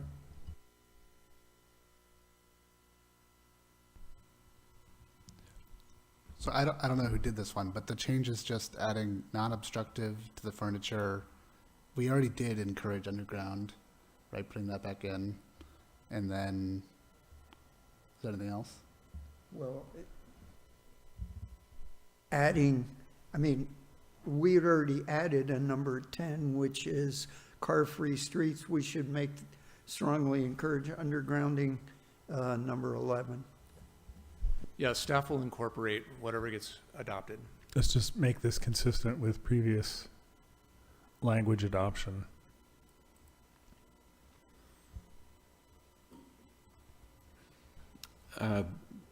Question on clarity. Provide where was that? Sorry. Number 4, incorporate street trees in appropriate locations. I just want the FYI that I hope you all picked up is that it takes a 7-foot sidewalk to have a street tree in the sidewalk. And Arcata has very few of those. Like K Street, they're 5.5, and most of the town, they're more like 5. So unless we do something ambitious with sidewalks and or some kind of division lane between pedestrians or traffic and pedestrians that's a street tree corridor, unless we do something ambitious, there's not going to be very many street trees in any of this. I'm hoping we do something ambitious and have much wider sidewalks. Okay, this one came in as a picture, so I can't actually turn this stuff green, but I've turned everything around it green, so that'll remind me that you approved it. Okay, item 6, policy D2E design criteria for new structures and additions. Whose was this? This is Judith's, I think, and this was the one that we amended above, and instead of harmonious, we adopted the take into account thing. So let's I just- think that's already addressed. Yeah. So you're fine turning this red and not Correct. including this language, okay.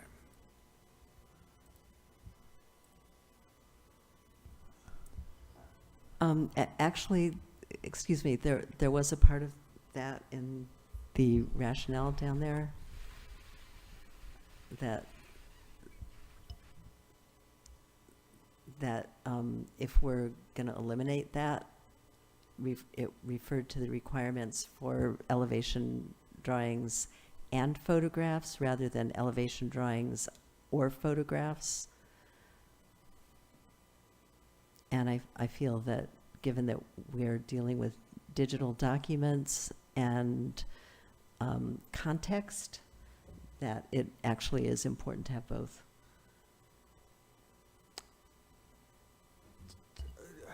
Do we need that level of detail in the general plan at all? I mean, what That could, applications that need could to go be in the filed? design code. Yeah, it can go in the design code, in which case we should eliminate it here. But when we do put it in the design code, require both. When we're talking about context and neighbors, we need both, and one or the other is not sufficient.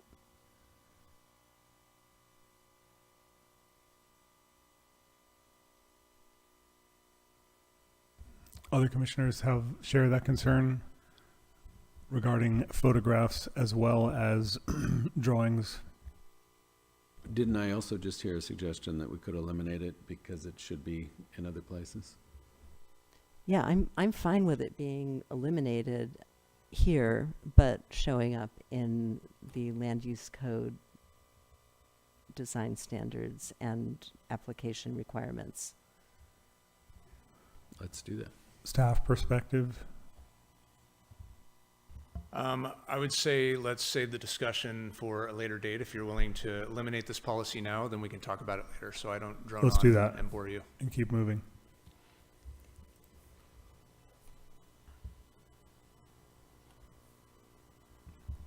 I think this was Commissioner Mayer's as well.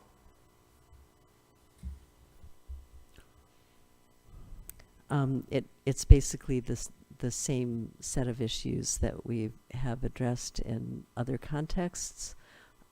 And I think that we are asking the city to analyze the potential for new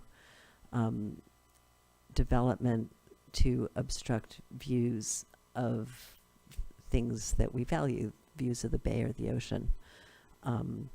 And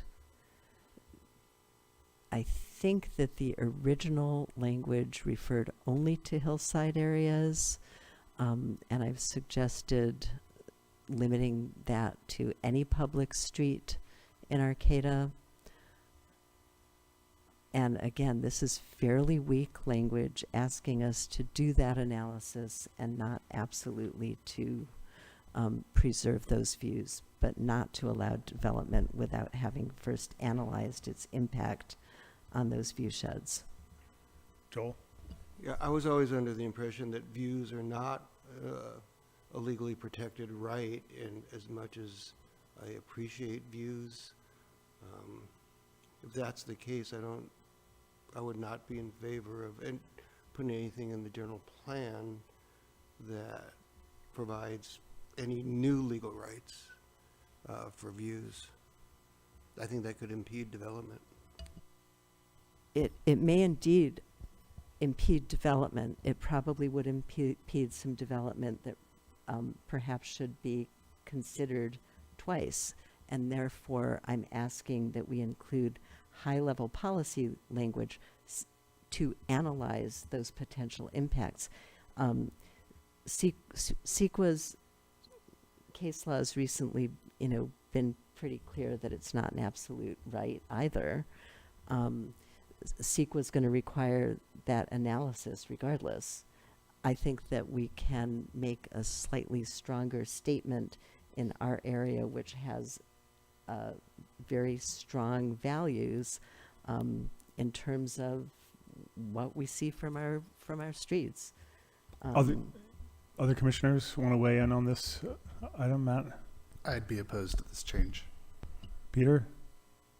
Yeah, I would too. I see it as a burden that is not necessary. Okay, thank you. Dan? Yeah, it brings up a lot of concern for me too. There's a lot of Arcata that could claim that as a reason to say that any tall buildings, even a 4-story, is blocking a view shed. Yeah, I share that concern. I feel very sad to hear this decision. And I'd like that to go on record. We value our views of the bay. We value our views of the ocean. And what you're saying is that in considering development proposals, we're not even obliged to look at that. I think brief comment or reaction to that. We value them, I agree, but we don't own them. And that there is ownership, view easements. There's cities that have prescribed that in legal context, and there's properties that have them. But nobody around this view shed has that opportunity, and to pretend that they do with any language is flirting with something that we can't provide, that we can't back up. And it feels like it's just going to create a lot of really difficult dynamics for something that we can't back up. Like if somebody does block their view, well, we considered it, but they are built anyway because they can build to whatever level gets passed through the zoning. Okay, what's our next item? You're on to the health element consent items. Okay. Is there any commissioner that wants to pull any of the items on the health consent list for discussion? Or can we pass this group as a block?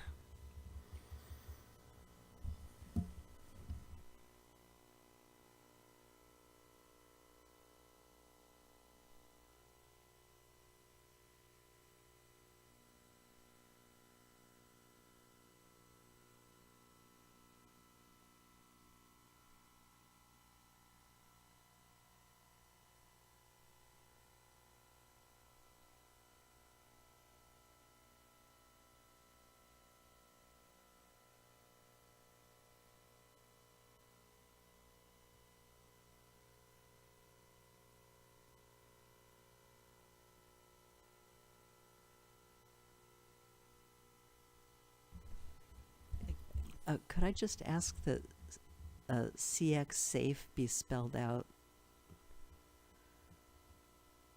That change was something that I had suggested, but I'm noticing that there's terminology there that's not defined. I'm sorry, what do you want to do? CX safe is terminology that's not defined, and I'm wondering if that's something that can be spelled out. Yeah, so safe, convenient, connected, and multimodal transportation, there's something that's not defined in here. CX safe. CX, it's going in the circulation element. This will now be a M since we're changing it to mobility, and X means that it's the policy number. We don't know which one yet because we haven't put it in there. Thank you. So, and that's same for this one, CX targeted. We'll be moving that into the circulation. Sorry for that confusion. Any concerns about any of the language in these consent items from anyone on the planning commission? Okay, not seeing anything. Let's pass that consent items in health and move on to the pitches. Policy pitch items, transportation, page 217. Whose was this? Go ahead, Peter, fire away. I suggested this change because I think the original statement is just wrong. Active transportation is not inaccessible for many Arcata residents. That's just not true. It can be difficult, that's true. Yes, there are, and as staff pointed out, there are times when bus service is inaccessible, but not always. And I just think a little softer language is appropriate. Thanks, Peter. Other commissioners have comments or any concerns about that proposed change? Okay, seeing none, let's adopt. Okay, and I'll note for the commission's consideration that staff will continue to let the council know that we think this language is appropriate as is. I think there are some real equity challenges that we're not recognizing in adopting this change. That's not, bus service was an example. There's areas of Valley West you can't get to on a bike trail, for example. There are areas in our community that are predominantly black and brown that have inaccessible options for active transportation. We think this is a way to call that out and identify it as a specific systemic problem that we as a community can work on, as opposed to making it more of an ambiguous, is it the person's problem? Is it the city's problem? Whose problem is it? It's difficult. We have no way to fix that. So I just wanted to kind of note that. I also want to note that the equity partners that we're working with right now are also currently reviewing this language, and so they may have some comments back on that. So with that, I'll turn the screen and we'll move on. Okay, item 2, regarding alcohol misuse. Matt? This was mine. Just the language in blue, promoting increased public transit access, availability, and frequency near bars and other establishments that serve alcohol in order to discourage drinking and driving.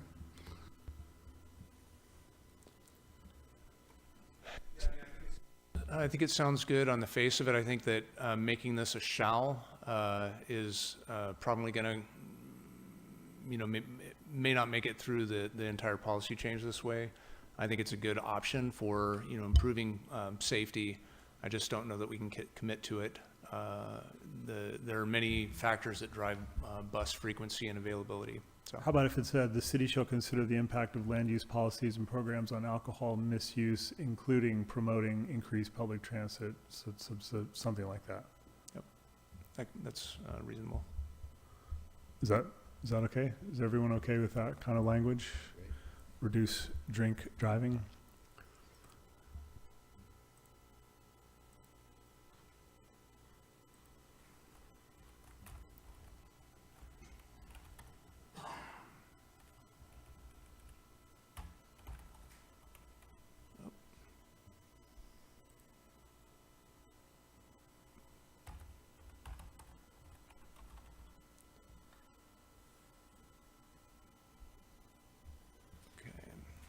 See, I'm going to make that one. I think our code was purple for staff needs to come back and work on those. Okay, number 3, amend implementation measure H7. And is this our last pitch piece? I think that was mine.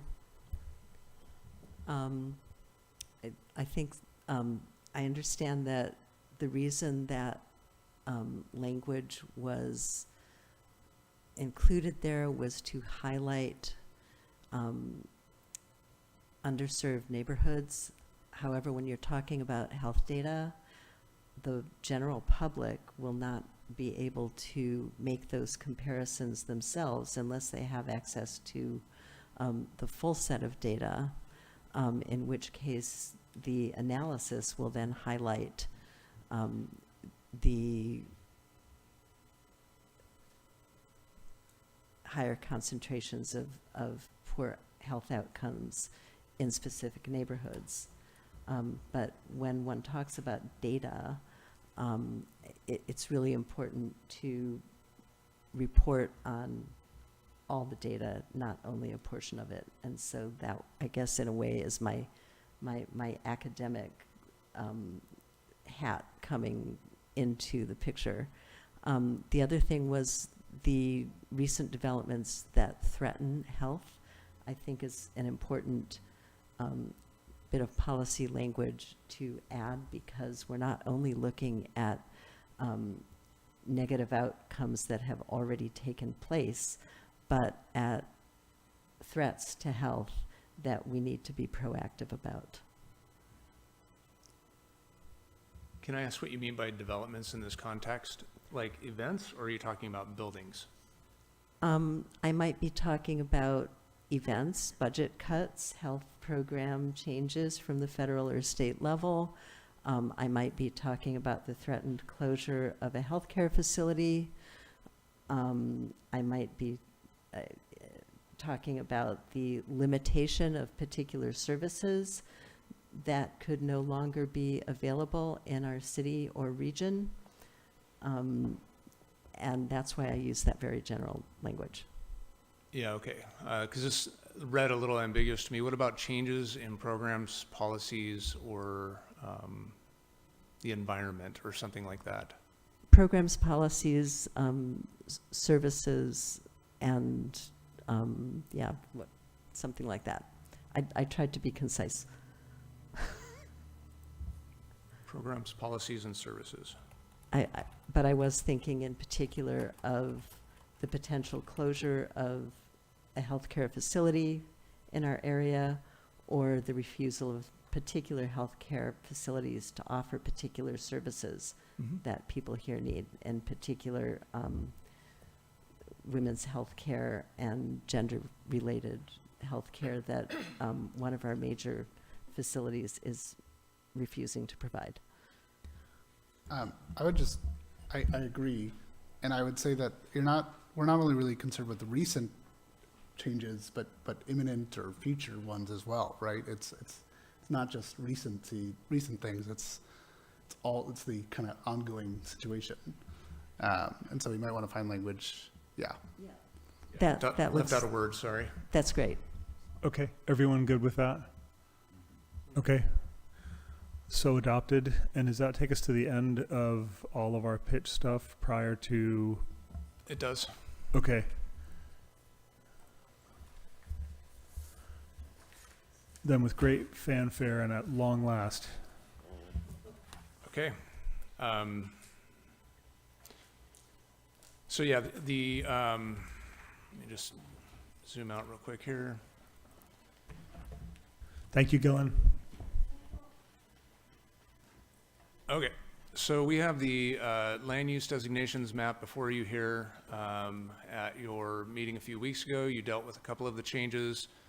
This one over here, that's AR zoned and IL zoned properties to zone for residential high, and this one over here where you changed some of the, recommend change for some of the zoning on the south portion instead of to residential high to residential medium.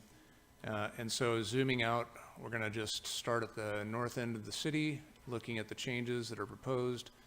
And I believe commissioners can just address the changes, if they have any, that they'd like to address. And I would offer that, following the same format of trying to be succinct, put forward your position, and banter it about before making a quick negative vote if possible, and then moving on. So here we are in the Valley West. Just to give context, here's Giantoli, Highway 299, 101. We're in that area right there. And the proposal is to take areas that are currently zoned industrial limited along Giantoli and commercial general, this is the shopping center here, and turn those all into commercial mixed use. That would allow for higher density of development and a mix of uses similar to what we're doing with the Gateway area, but with existing zoning type. And recollect that we've discussed changing the commercial mixed use standards in the land use code to allow for broader flexibility as well. Go ahead, Judith. Yeah, in the question that I raised about this, in most cases where we have residential uses that would be allowed in an area, a fairly large area, for those large areas, we've required planned development permits. And I'm wondering, would a planned development be required on these large parcels if they were to be changed to a CG zoning classification? No, not according to the current land use code. For large residential parcels over an acre, planned development is currently required. Staff is actually going to bring, when we get to the land use code changes, some proposed modifications to that. But there's no requirement for other zone types to have a planned development. Okay, so in this case, with the CG designation and the current uses of those actual areas, there could actually be residential uses developed there. And so I guess I'm wondering about making those changes and then backing off from some of the types of planning tools that we've had in the past where residential development has been involved. Currently, under commercial general, doesn't require a planned development either. Right, but in the past, the commercial general also hasn't had much of a focus on residential uses, and today in commercial general, I think that residential uses are a possibility, given current state laws. So I guess I'm wondering there, what would actually be required other than looks good, let's stamp it. I guess I'm not sure what the concern is. I'm sorry, I'm not tracking you really. Is your concern about what would happen in the event of a change or in the event that there wasn't a change?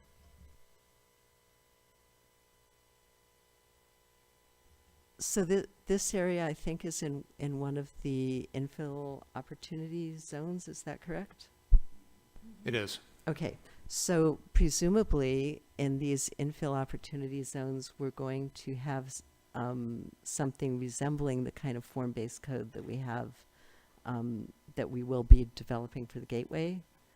And it's difficult for me to envision the actual process there that would change something to commercial where we are going to have residential in there as well.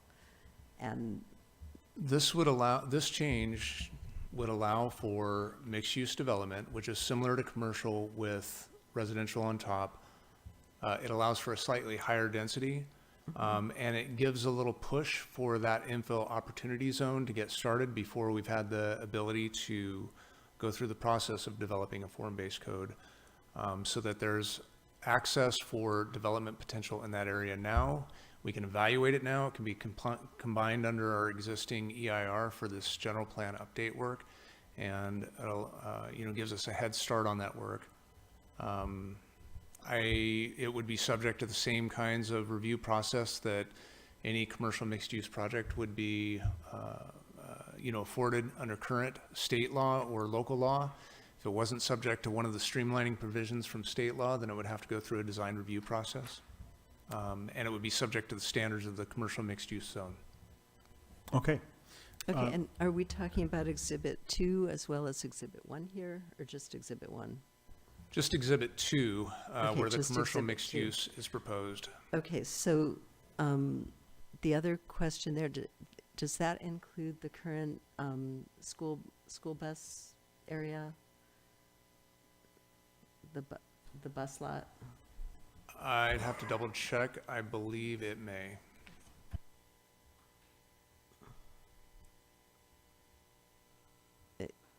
It looked to me like it does, but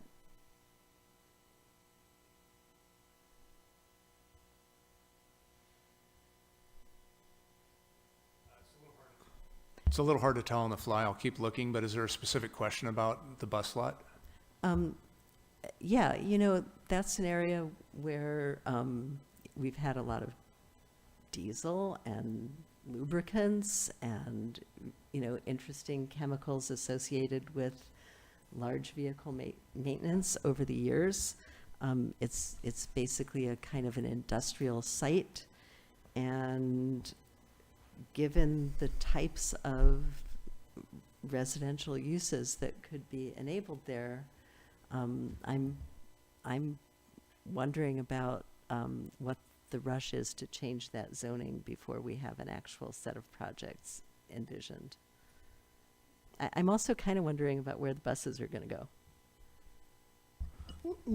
Go ahead, Peter. Wouldn't a investigation as to whether there are dangerous chemicals involved, wouldn't that occur before any development would happen? I don't know. I think so.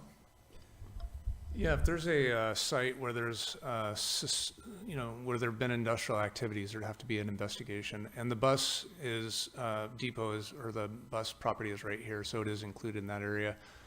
In terms of, I don't know how to resolve, the questions in terms of why the rush. I wouldn't say there's a rush. I wouldn't characterize it that way. What I would say is that there is a significant housing crisis, and so what staff did was looked at all the areas where there's potential for upzoning and providing for additional residential development, And that's what we've prepared for you here today. Okay. Having heard those concerns, does anyone else have concerns about this zoning proposed redesignation? No? None seen. So can we move on to Exhibit 1 then? Exhibit 1 is currently under commercial visitor serving. It's the most restrictive zoning type we have. And the proposal is to change it to commercial general, which would allow more uses for those property owners. I think the idea behind commercial visitor serving is that you ensure that you have an area where hotels can be built, but hotels can be built in commercial general, they can be built in commercial mixed. There's a lot of other areas where you can build commercial visitor serving uses, and so we're proposing to change those. Matt? I'm just curious about the rationale between commercial general versus commercial mixed, and why we separate them. I don't have a strong grounding for why those were differentiated. So if the commission wanted to change this entire area to commercial mix, there's very little commercial general left after all these changes. I don't know that that's a bad thing. I mean, I think what we're recognizing is having mixed zones creates more vibrant communities. So would certainly support that. Peter? Could you change it to commercial mixed? I can't, but you can.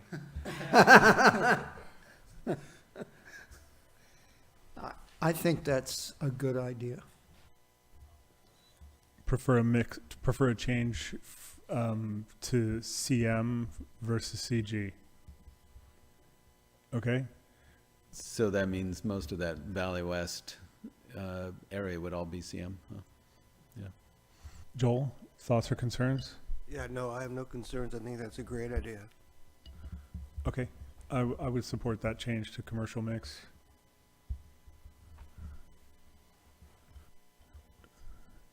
Judith, did you want to weigh in? Nope. Okay, thank you. Whichever exhibit is next on the map.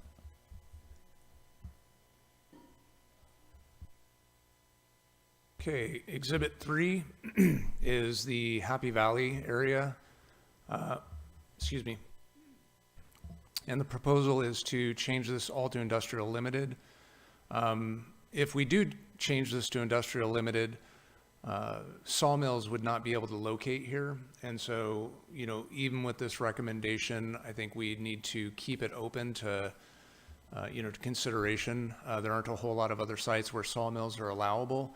And one of the concepts behind, the keeping this area out here as industrial is so that we can relocate some of the uses that are in the gateway area or other areas that might get displaced. And so I would say with this one, this is a little bit of a soft recommendation. We may want to ultimately retain some industrial general in the Happy Valley to relocate the sawmill that's over on the Winkle Floyd property. But this is the current recommendation. Judith, go ahead. Why rezone this now? It seems as though anything going into an industrial limited zone could also go into an industrial general zone. And no, if it's industrial general, it can accommodate heavy industrial uses, high impact manufacturing. Right, but it can also accommodate other industrial uses with lower impacts, can it not? It can, but the other way around is not true. So if you make it industrial limited, right now it's split zoned. And if you make it industrial limited, then that would eliminate the possibility for heavy industrial uses there. I'm all for the industrial limited, personally. Joel? Yeah, my concern is if there are businesses in the gateway area that are going to relocate and want to relocate to Valley West, where are they going to go? I don't know why we need to make this decision immediately. I don't see a need to rezone that immediately either, and especially since we do have a rather large industrial general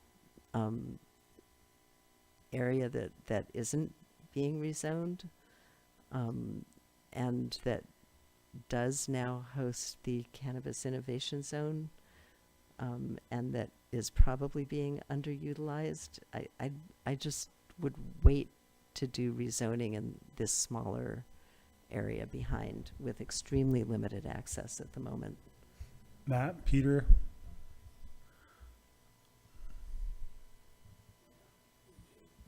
Middle of the road. I too am just a little bit concerned about losing a possible destination for some of the businesses that are in the gateway area. So, Peter? Are there examples? Can you point out examples of industrial concerns in the gateway area that would be that would not be allowed in industrial limited? Like the sawmill that's in the Winkle Floyd property in the Beryl district. If that needed to relocate, there's not a spot for it if it changes from IG to IL. So what I would suggest, because currently the way that the split zoning is on that property, it's not very functional. It's not based on property lines or anything like that. I would suggest the Planning Commission recommend Exhibit 3 as is, with the caveat that retaining, a portion for industrial general for relocation purposes as necessary would be your ultimate recommendation.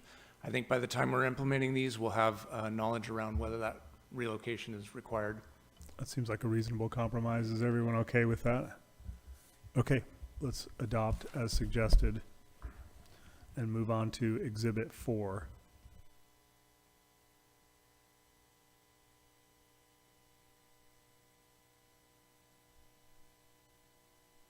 Exhibit 4, you've already, not necessarily this composition of this body, but the Planning Commission has already weighed in on previously when we were doing the local coastal program work. These areas around Alliance running here and on Spear running here are inside the coastal zone, the dashed line running around this here. And currently has residential low and residential very low along this side, and what we had proposed in the local coastal program was to turn these into residential medium. There's actually quite a bit of potential vacant parcels, underutilized parcels in this area, and could create quite a bit of housing for folks. And at that time, when you looked at that, when you were looking at the local coastal program, this is the recommendation that you made then, and so we included it here on this map. Does anyone have concerns with our prior recommendation for residential medium? Judith? Yeah, I don't recall that discussion recommending residential medium. I know that our policies in general look to gradually change uses from our AE designation. From AE to residential medium is quite a jump. I'd also point out that rezoning to residential medium for these parcels is in effect a windfall for their owners. And their owners, to my knowledge, have not even requested that windfall. And this is a recipe for land speculation, which then increases the cost of development if and when it ever occurs, and actually would not necessarily provide more affordable housing. It might provide more housing, but by pre-zoning this particular location next to next to two AE parcels, you're basically giving a gift to some future development or developer who will benefit from the land speculation that will ensue. Okay. Dan? Yeah, Commissioner Mayor, do you recall, did you lobby against this decision months ago or whenever that was. I don't know. I can't remember lobbying against that one. I remember there was an issue with a location a little bit to the south of that. And that involved some landlocked parcels. I mean, I think it's difficult for us to take into consideration the possible financial impacts on individual landowners in this area. And I think if I keep my thinking regarding opportunities for infill and addressing the housing crisis, this seems to me like a good place to make a shift to residential medium. Okay, then we have other policies that we probably need to change to make that consistent, which has to do with the gradual transition from AE to higher density developments. And we have not made that policy change to date, as far as I know. Matt? Go ahead. I was just going to point out, if you look at the total land use map, we actually do have a spot where we transition directly from AE to residential mixed. It's in Sunnybray. And I don't think anyone is looking at Sunnybray and thinking, oh, it's a sudden jump that is, you know, out of character and can't be allowed again. I think it's okay. Let's take a vote about go ahead, Peter.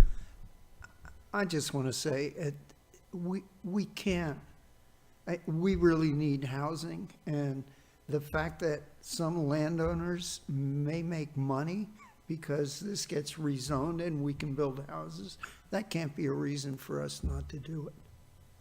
Yeah, agreed. I'm in favor of this zoning change. I'm looking for a vote in favor or against from other commissioners. Okay, so adopted. Exhibit 5. You've already dealt with. Exhibit 6, you've already dealt with.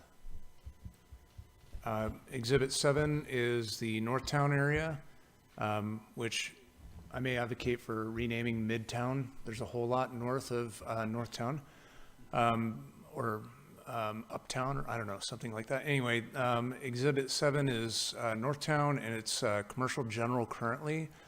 These are very small lots, and they're impossible to develop under the densities at commercial general.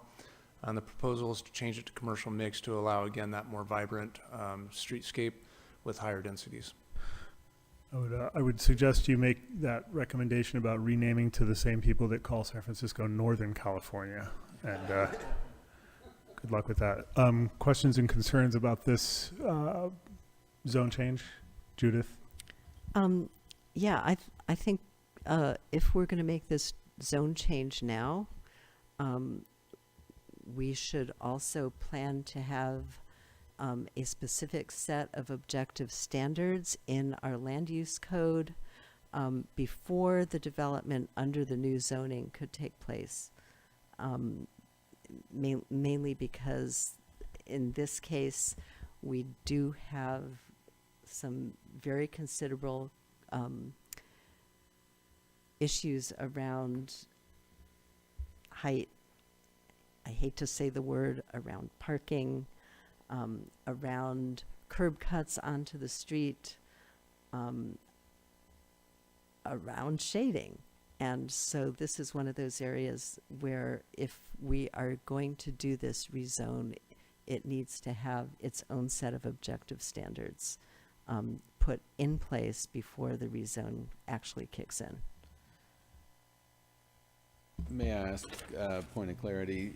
Are there height limit differences between commercial general and commercial mixed? I would have to double check. I don't have that off the top of my head. But I also wanted to say that just to be clear with the language, I know we're sometimes using the vernacular and saying rezone. These are not rezones. These are land use designations. The rezones would happen in the zoning ordinance at a later date. And to Commissioner Mayer's point, you know, we would have the opportunity. In fact, staff is going to encourage that we take a look at not only design standards, but also the other land use limitations for these areas. Right, and in the written recommendations that I sent in, which I don't think were distributed, and which did have different exhibit numbers, I actually recommended that a form-based code be developed for this area specifically. Okay. Other concerns about this change from CG to CM by planning commissioners? Negative vote? No concerns? Okay. Next exhibit.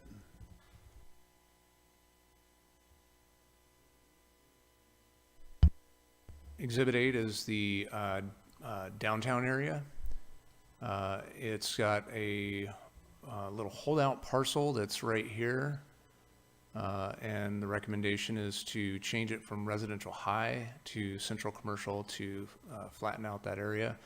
I'll point out that this entire area, Uniontown, downtown, and this little bit of residential medium here is all in one of our infill opportunity zones, and we would propose that we'd come back and take a closer look at some of the, potential for, form-based code or other alternatives there. But for right now, the proposal is to try and make a couple of small changes in here to upzone. Is the blue square the plaza? It is. So this is on K Street or J Street? Yeah, this is on J. I'm sorry, this is on I. Here's J and there's K. Oh no, I'm sorry. I was one off. That is J. That's J. I have a question there. Does that include the that alley between G and H and 5th and 6th? I'm kind of disoriented on the scale of this map. No, the north-south alley? Well, I mean, there too.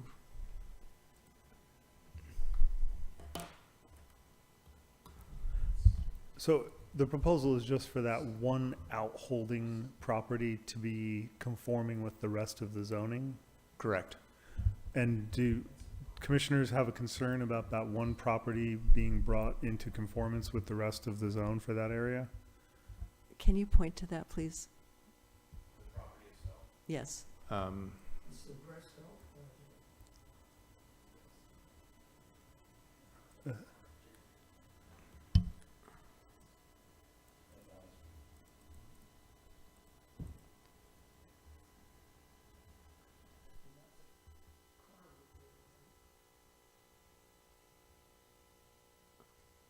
Yeah, so it's on J and 6 here.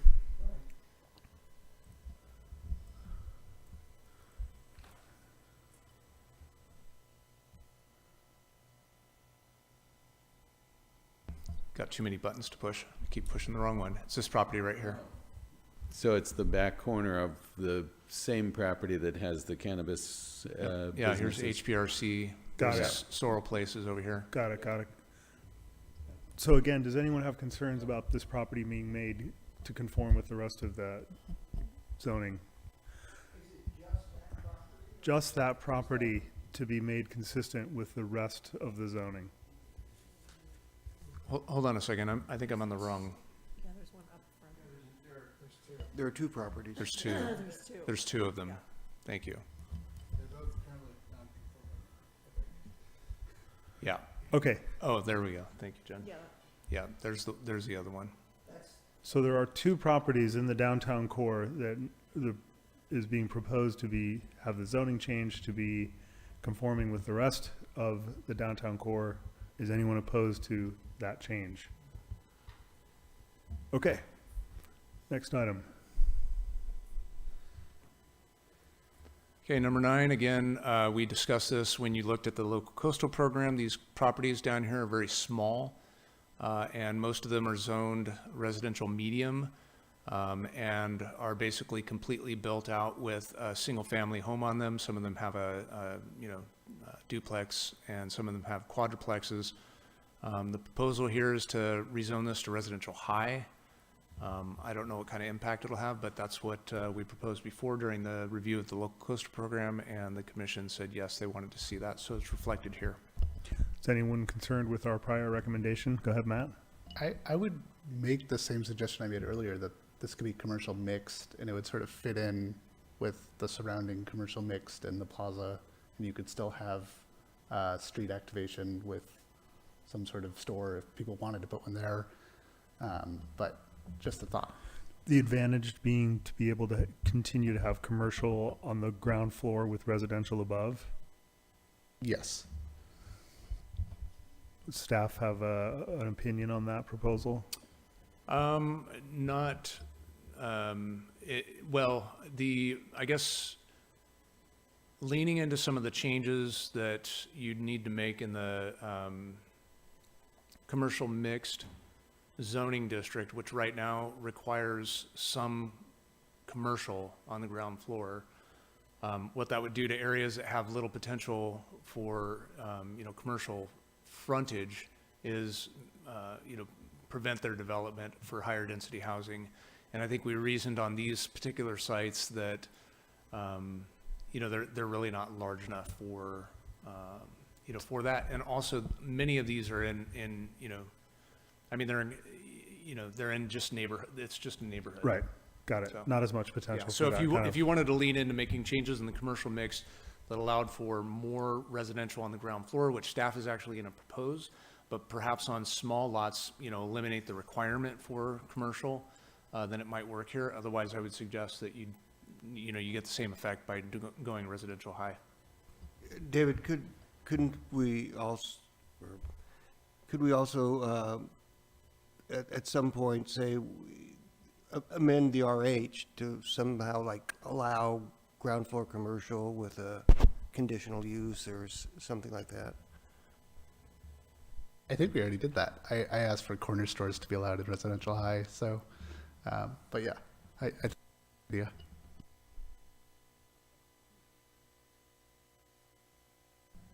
Yes. So I think that's the alley that I had in mind, right where the arrow is kind of its pointy part. If that whole block should be under one combined ownership, would that public right-of-way remain?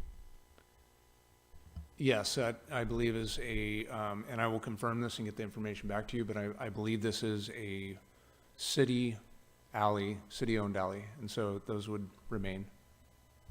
Okay, and so residential high with density bonuses would allow for up to 90 units per acre right now? Is that what we have in mind there? Roughly, I think that's what we calculated, and I couldn't tell you how many units that would actually put on these particular parcels off the top of my head.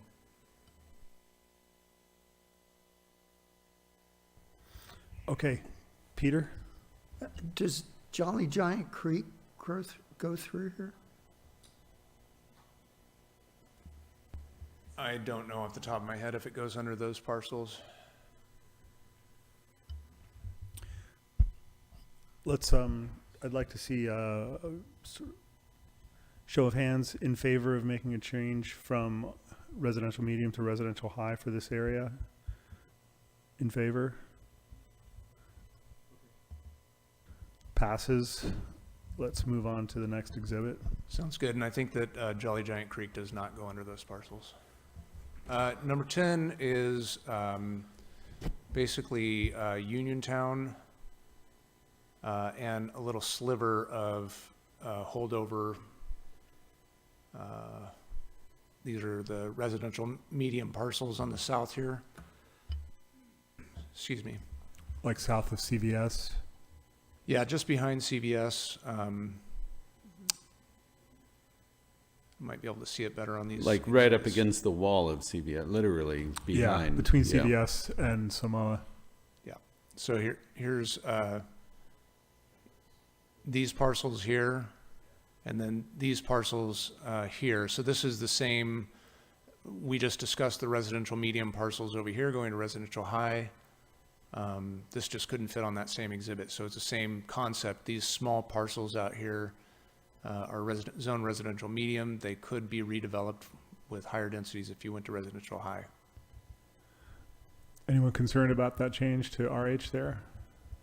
You know, right now, the area by Uniontown, I think it probably does make good deal of sense to change that to commercial mixed, especially since the state's going to allow construction of housing in that giant parking lot anyway.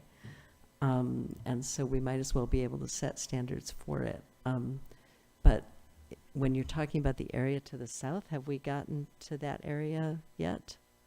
Yeah, that's in Exhibit 10 as well. It's the residential medium density parcels that are just south of Uniontown. Okay, so they are zoned residential medium now. There is still a great deal of single-story, family housing in there. That area has not yet been developed to the full potential of its lower zoning, and so I don't see any rush to rezone those to residential high. At this point, that's not saying that it couldn't be done at some point in the future, but we still don't have anything near the full use of that residential medium designation. So I would hold off on that. Okay, does anyone else have a question or concern about the change from RM to RH in Exhibit 10? Is the proposed change both the entire Uniontown Shopping Center and this neighborhood in one fell swoop? Is that the idea? Is that your idea? Yeah, so Uniontown would be rezoned from commercial general to commercial mixed. Ultimately, that would be the new designation, commercial mixed. And then the parcels that are south of Uniontown, which are currently designated residential medium, would be redesignated to residential high and ultimately rezoned to residential high. I thought, sorry, that you included that little sliver of those parcels in beige at the top of your map with the Uniontown. I think north of 5th Street is incorporated in the change from CG to, yeah. Yep, Mhm. yep. And I'm all for that. And I can go along with Judith on, we could hit pause on that neighborhood because it's already residential medium and that's not really happening as what's been pointed out. No, I think I would offer that it is happening. Residential medium is happening here, and there's several parcels on the southern edge here in particular that, you know, have the potential for additional development if development potential were higher. The other thing that you can consider in this is that the proposal is to increase the density of residential medium, and so that might accomplish the same goal.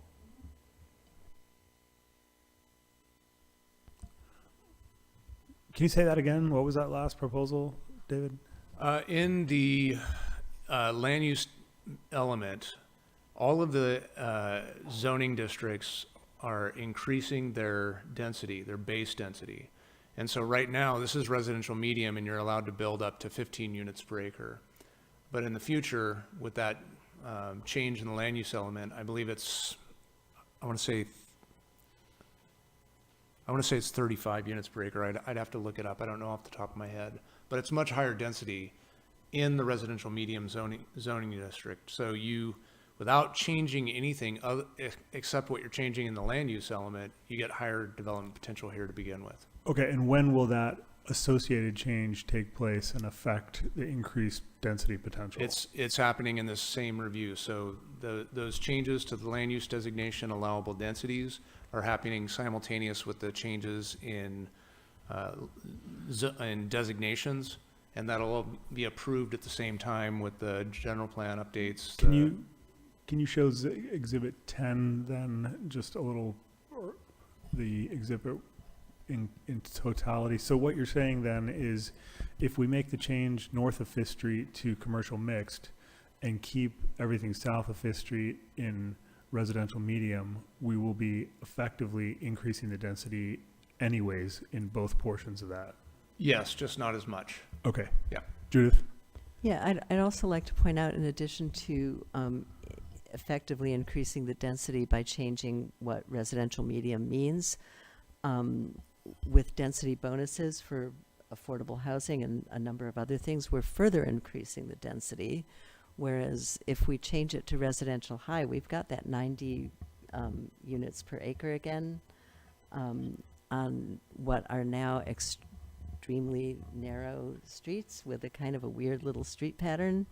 And we still have a bunch of single-family houses there. And I feel like we haven't, in a sense, fully utilized the residential medium designation. Why are we in a rush to change it to residential high Got in it. that little weird pocket? Peter, go ahead, Peter. People don't have to build very dense buildings there if they don't want to, but boy, we have a housing crisis, and I don't see a downside to making the change to residential high here.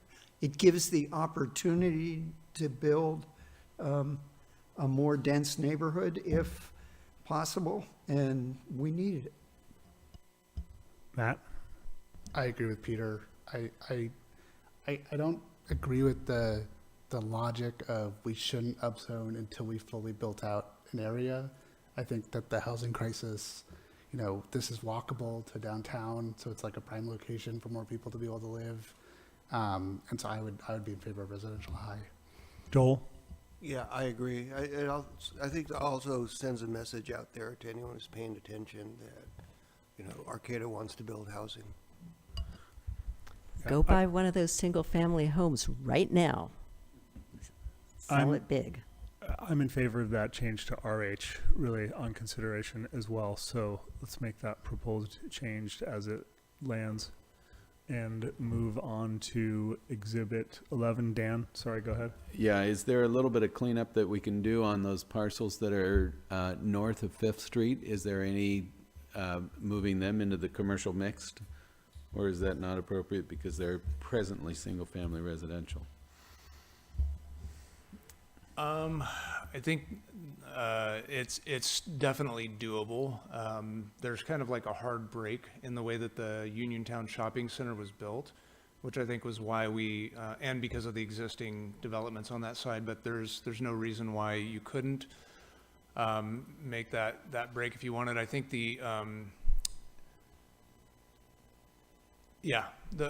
it's totally possible. So you're suggesting make these commercial mixed, so this is one large block of commercial mixed. Yeah, or at least put it out there to the owners of the property that that's an option. I don't know how that communication goes back and forth between you and they and us, but it just looks wrong the way it is right now.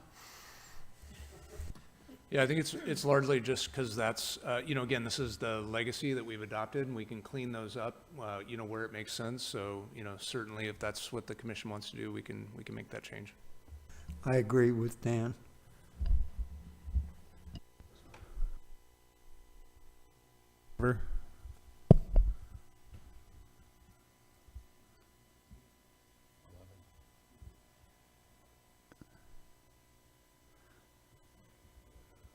And how many exhibits do we have more to go through, David?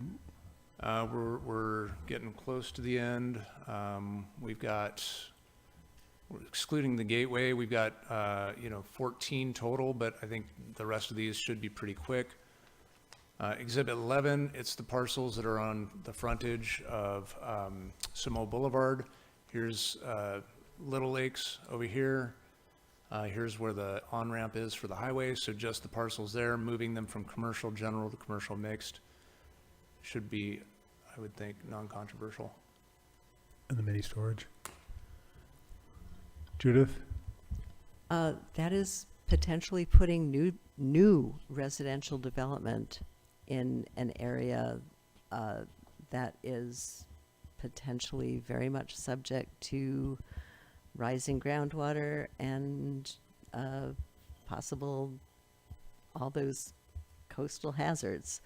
I think that the commercial general designation allows for business development, commercial mixed, which could allow for new residential development in a risky zone, could potentially be putting people needlessly in harm's way.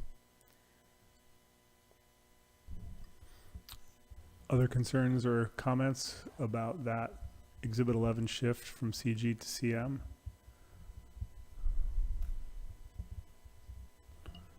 Because south of Samoa is in the coastal zone, there would be another level of review of this zoning change when the zoning ordinance happens? Yes, absolutely. In fact, you'd see this change both in our standard zoning code as well as in our local coastal program. This area also is in the zone, the area that we're intending to defend for as long as possible, the sort of protection zone where most of the area within the coastal zone is not. We are disincentivizing new residential development in this area. This is definitely, on the margin, on the fringe. So I think, Commissioner Mayer raises a valid point. We feel like this is, something that would be viable for, 45 to, 75, 100 years, in that current condition. My vote is hit the pause button on that one. Dan's saying hit the pause button on that change. Joel? I am concerned about sea level rise as much as I would like to vote in favor of upzoning these a bit. I'm not sure it's wise to do so at this time. Yeah. Go ahead. Go ahead, David.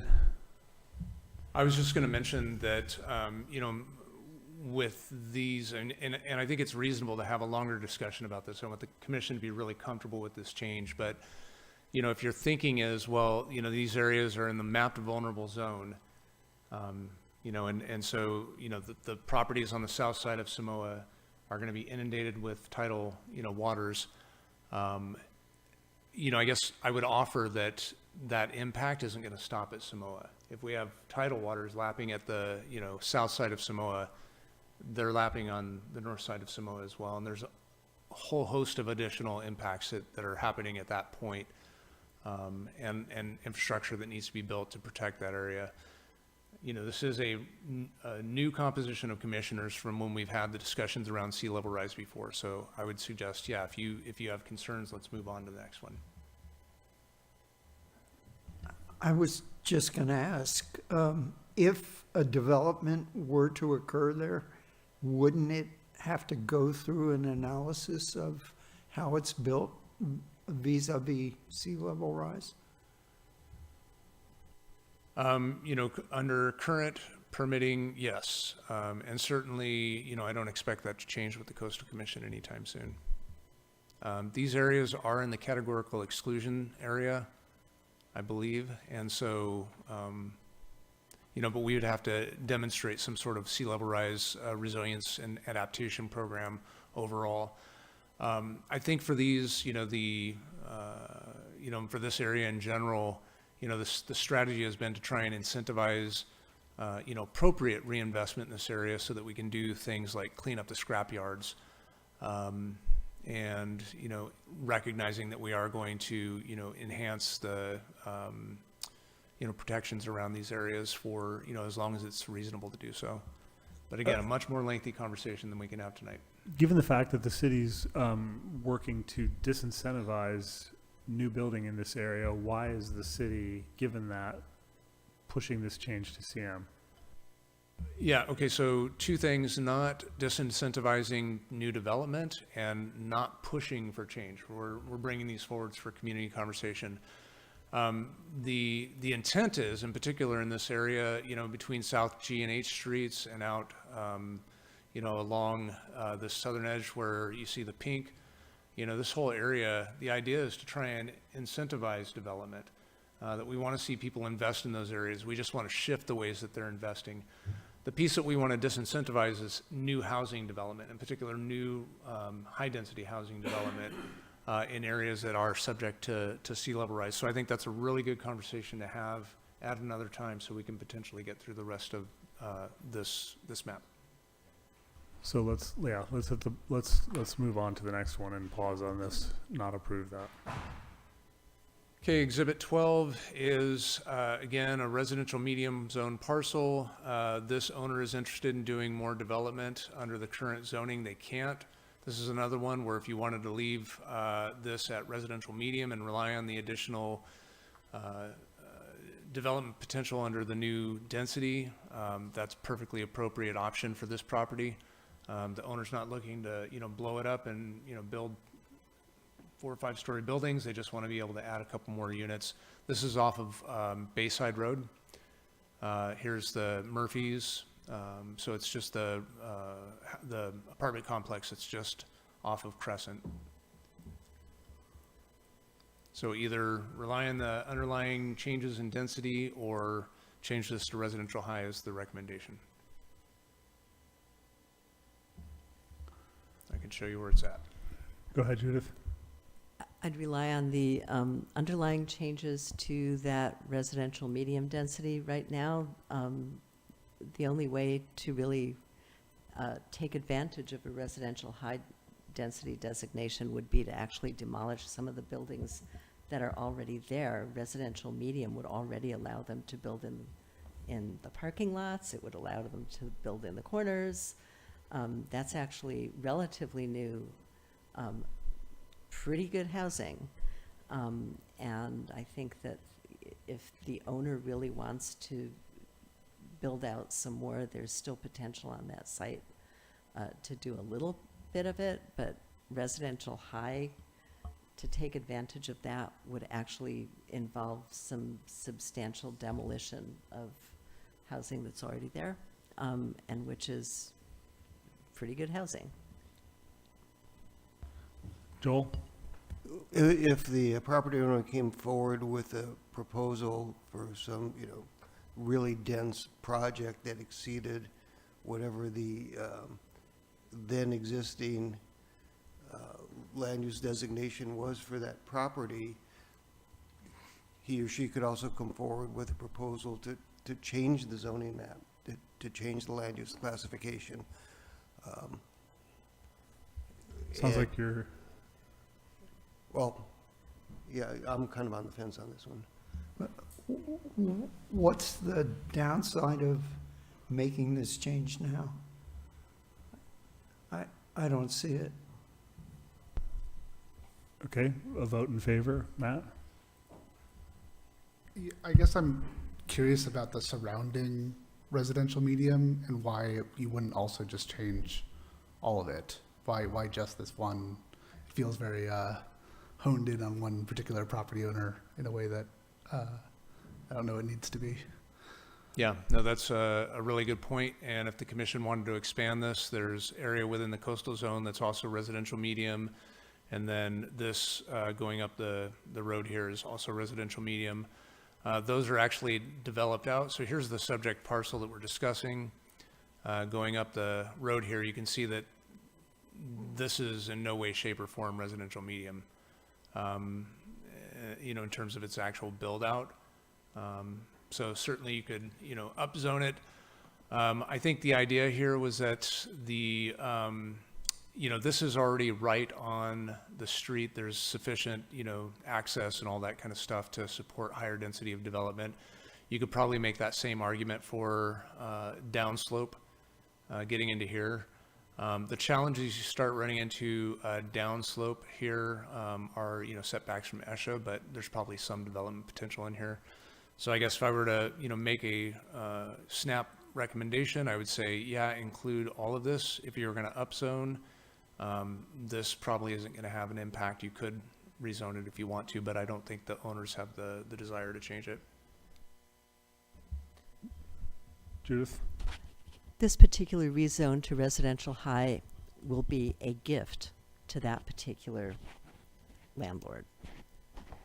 The city will be giving that landlord the opportunity to make millions of dollars in one fell swoop, in effect by destroying perfectly good housing in the meantime.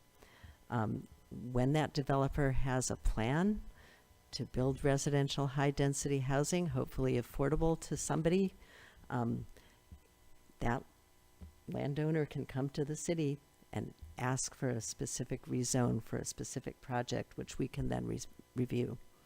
And in the meantime, residential medium is providing a lot of really good housing to people who appreciate that location now. I mean, think I think, I'm not saying you're wrong, but I think that's a slippery slope of a way for us to look at projects that we're going to approve or not. I mean, I think the same thing could be said for the Gateway area, and anytime we're either making a change or not making a change, I think it's very difficult for us to take into account in any meaningful way the impact financially on the people that own those parcels. I think the better focus for our thought, our analysis is it an appropriate way to help add housing in the town? And for me, I disregard, though I don't disagree, whether that's a financial impact, because there's always going to be a financial impact. And I just don't see that that's an effective metric by which to look at a project. This is also a classic case of spot zoning, which in planning terms is something that we don't recommend. It's not surrounded by high-density zoning. It would be the only property with high-density zoning in that area. It is the definition of spot zoning. How about we take a vote and see where the rest of the commission lands on this? Dan, where are you landing on this?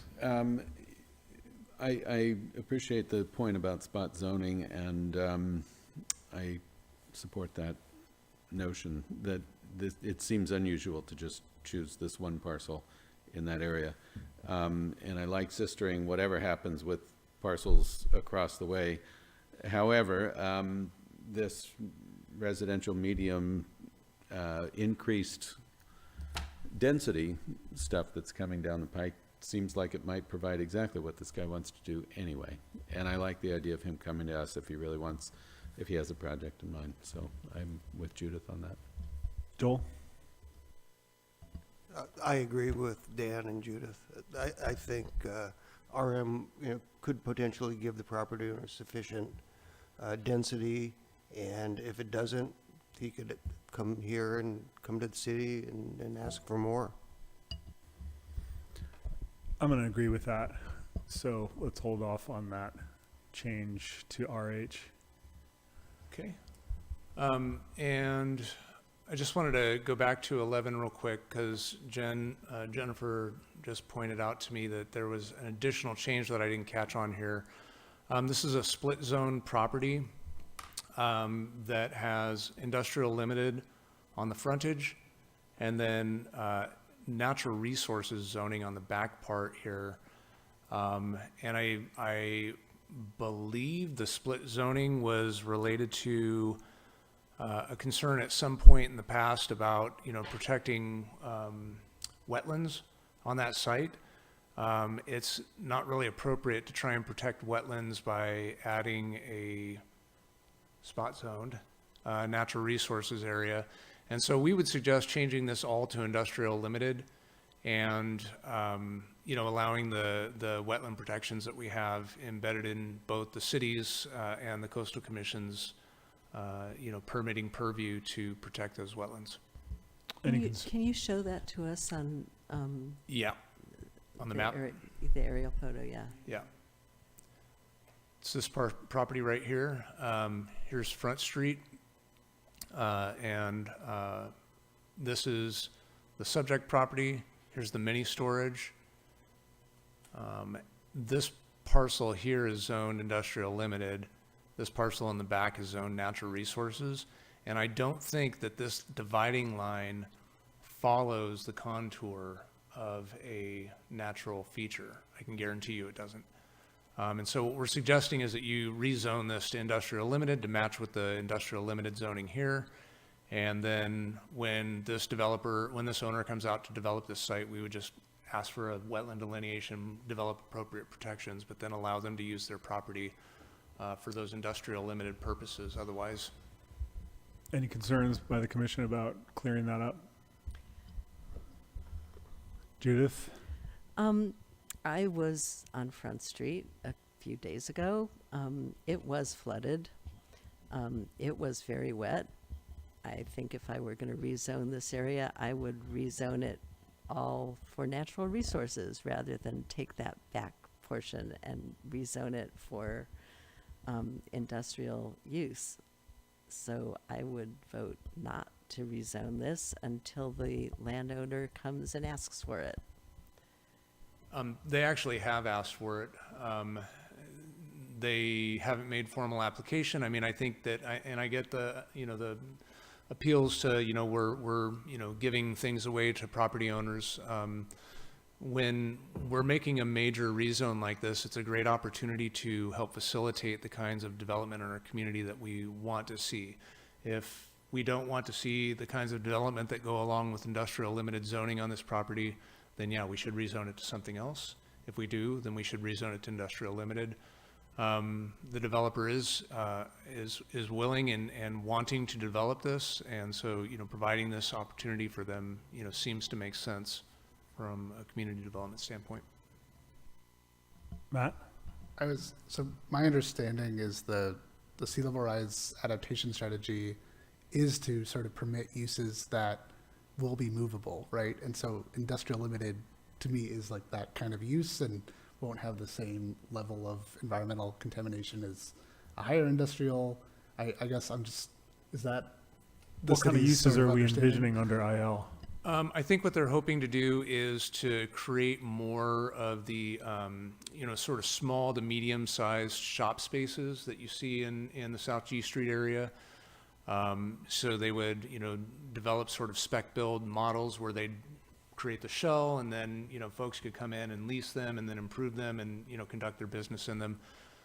We've heard from, for years that there's a huge demand for that type of shop space. For folks that can't afford to purchase something but still want to operate in Arcata. Like the folks that just lost shop space at Craftsman's Mall and could in the future be migrating out of areas of the Gateway, depending on how that correct moves forward. Good point. I'm for this. I just feel like looking at the surroundings. The city now owns the parcel next door. Is that correct? From there to the freeway. No, this land is owned by Ray Christie. Which? Well, I don't know. Isn't the city in negotiation on most of that there, or? We've had some conversations with this property owner. We do not own any of Okay. this. Yeah. All right. Okay, so a Yes, vote in I'm for it. favor. Yes. Peter, Matt, Joel? Okay.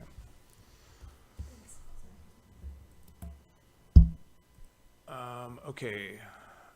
This one is hopefully pretty straightforward. We have, let me move to the exhibit because you can't really see it from this gross perspective. Was that behind the school, approximately? So this is this is near Sunnybray. There are parcels along the road here that are currently zoned residential very low density. They don't meet the parcel size standard for residential low density. And most of these are developed to a standard of residential low density, and so we're suggesting we just recognize that existing condition.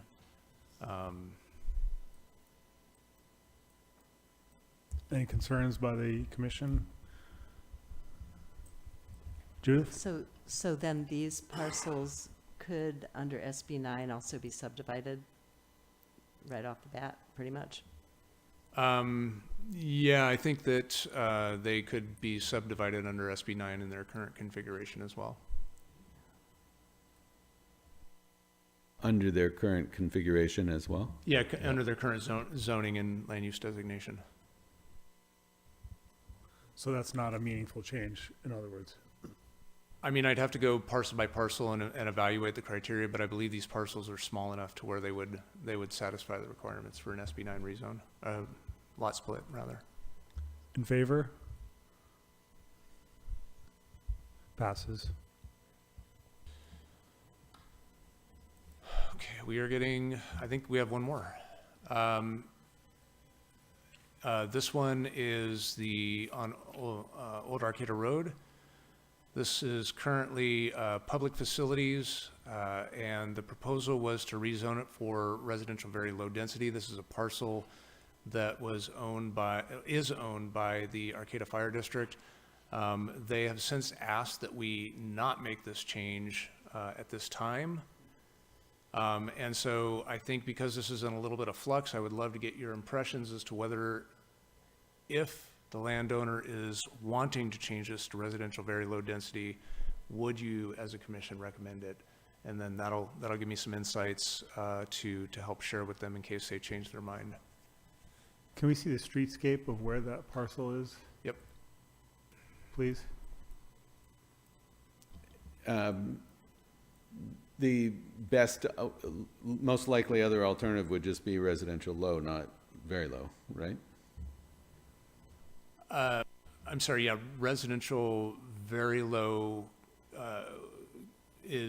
it could work. Some of these parcels over here are residential very low, but I think these are residential low adjoining it.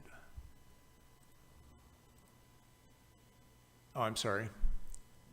I totally misspoke. I was thinking the ag residential. So these are residential very low adjoining, and so this public facility is recommended to go to residential very low. I'm still not clear what exactly is there. Yeah, so it's been this an empty property lot right for a long here. time. Here's Old Arcata Road. There's the school up there. Here's Anderson, and there's just this vacant parcel with the weird building. And is the farm just in there somewhere? Yeah. Got I'm it. sorry, this is the farm, not the Got school. it. The school's right here. Fire district owns this. Yeah, I know right where you're talking about. And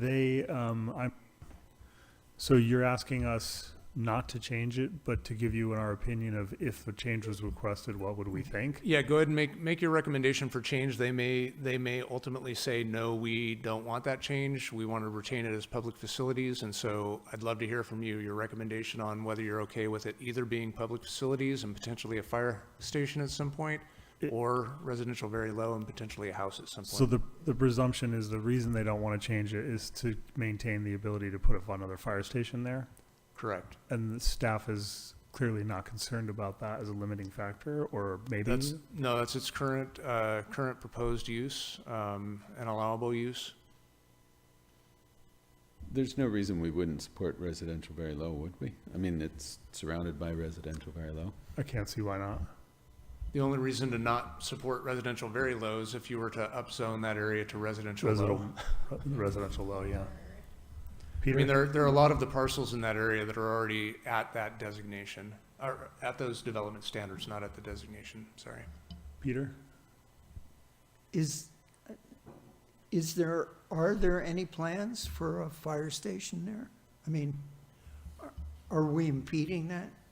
I think one of the things that has come up, just to peel back the curtain a little bit, in our discussions with the fire department in Cal Poly, as we've been discussing, growth in our area and outside the city of Arcata and the fire district at large, there's a lot going on in McKinleyville as well.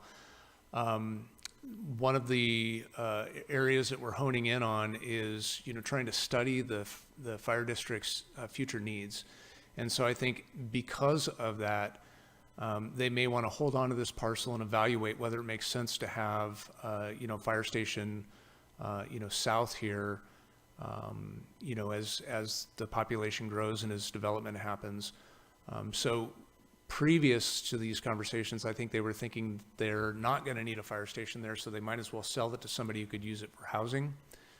And so I think that's just where they're sort of starting to, try and keep the options open for potential for a small station down there that would be able to, deploy to areas south.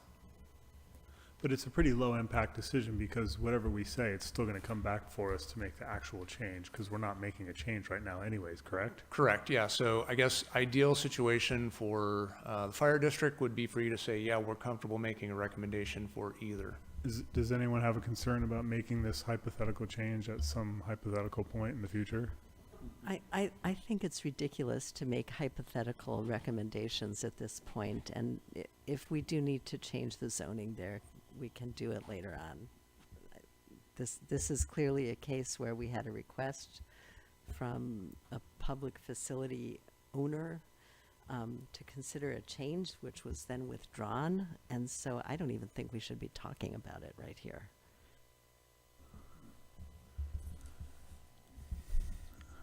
Peter, Matt? I agree. We should just leave it alone. Let's leave it.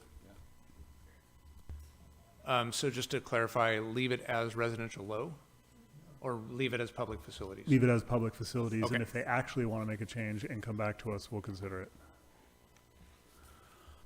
Okay, so that gets us to the end of that. And we are at 8:40. So I'd like to close this item and thank everyone for the work we got through this evening. Moving on to correspondence and communications. Do we have any correspondence from Planning Commission members this evening? Peter? I will miss the next meeting. Hopefully I'll be high in the mountains. Got it. Judith?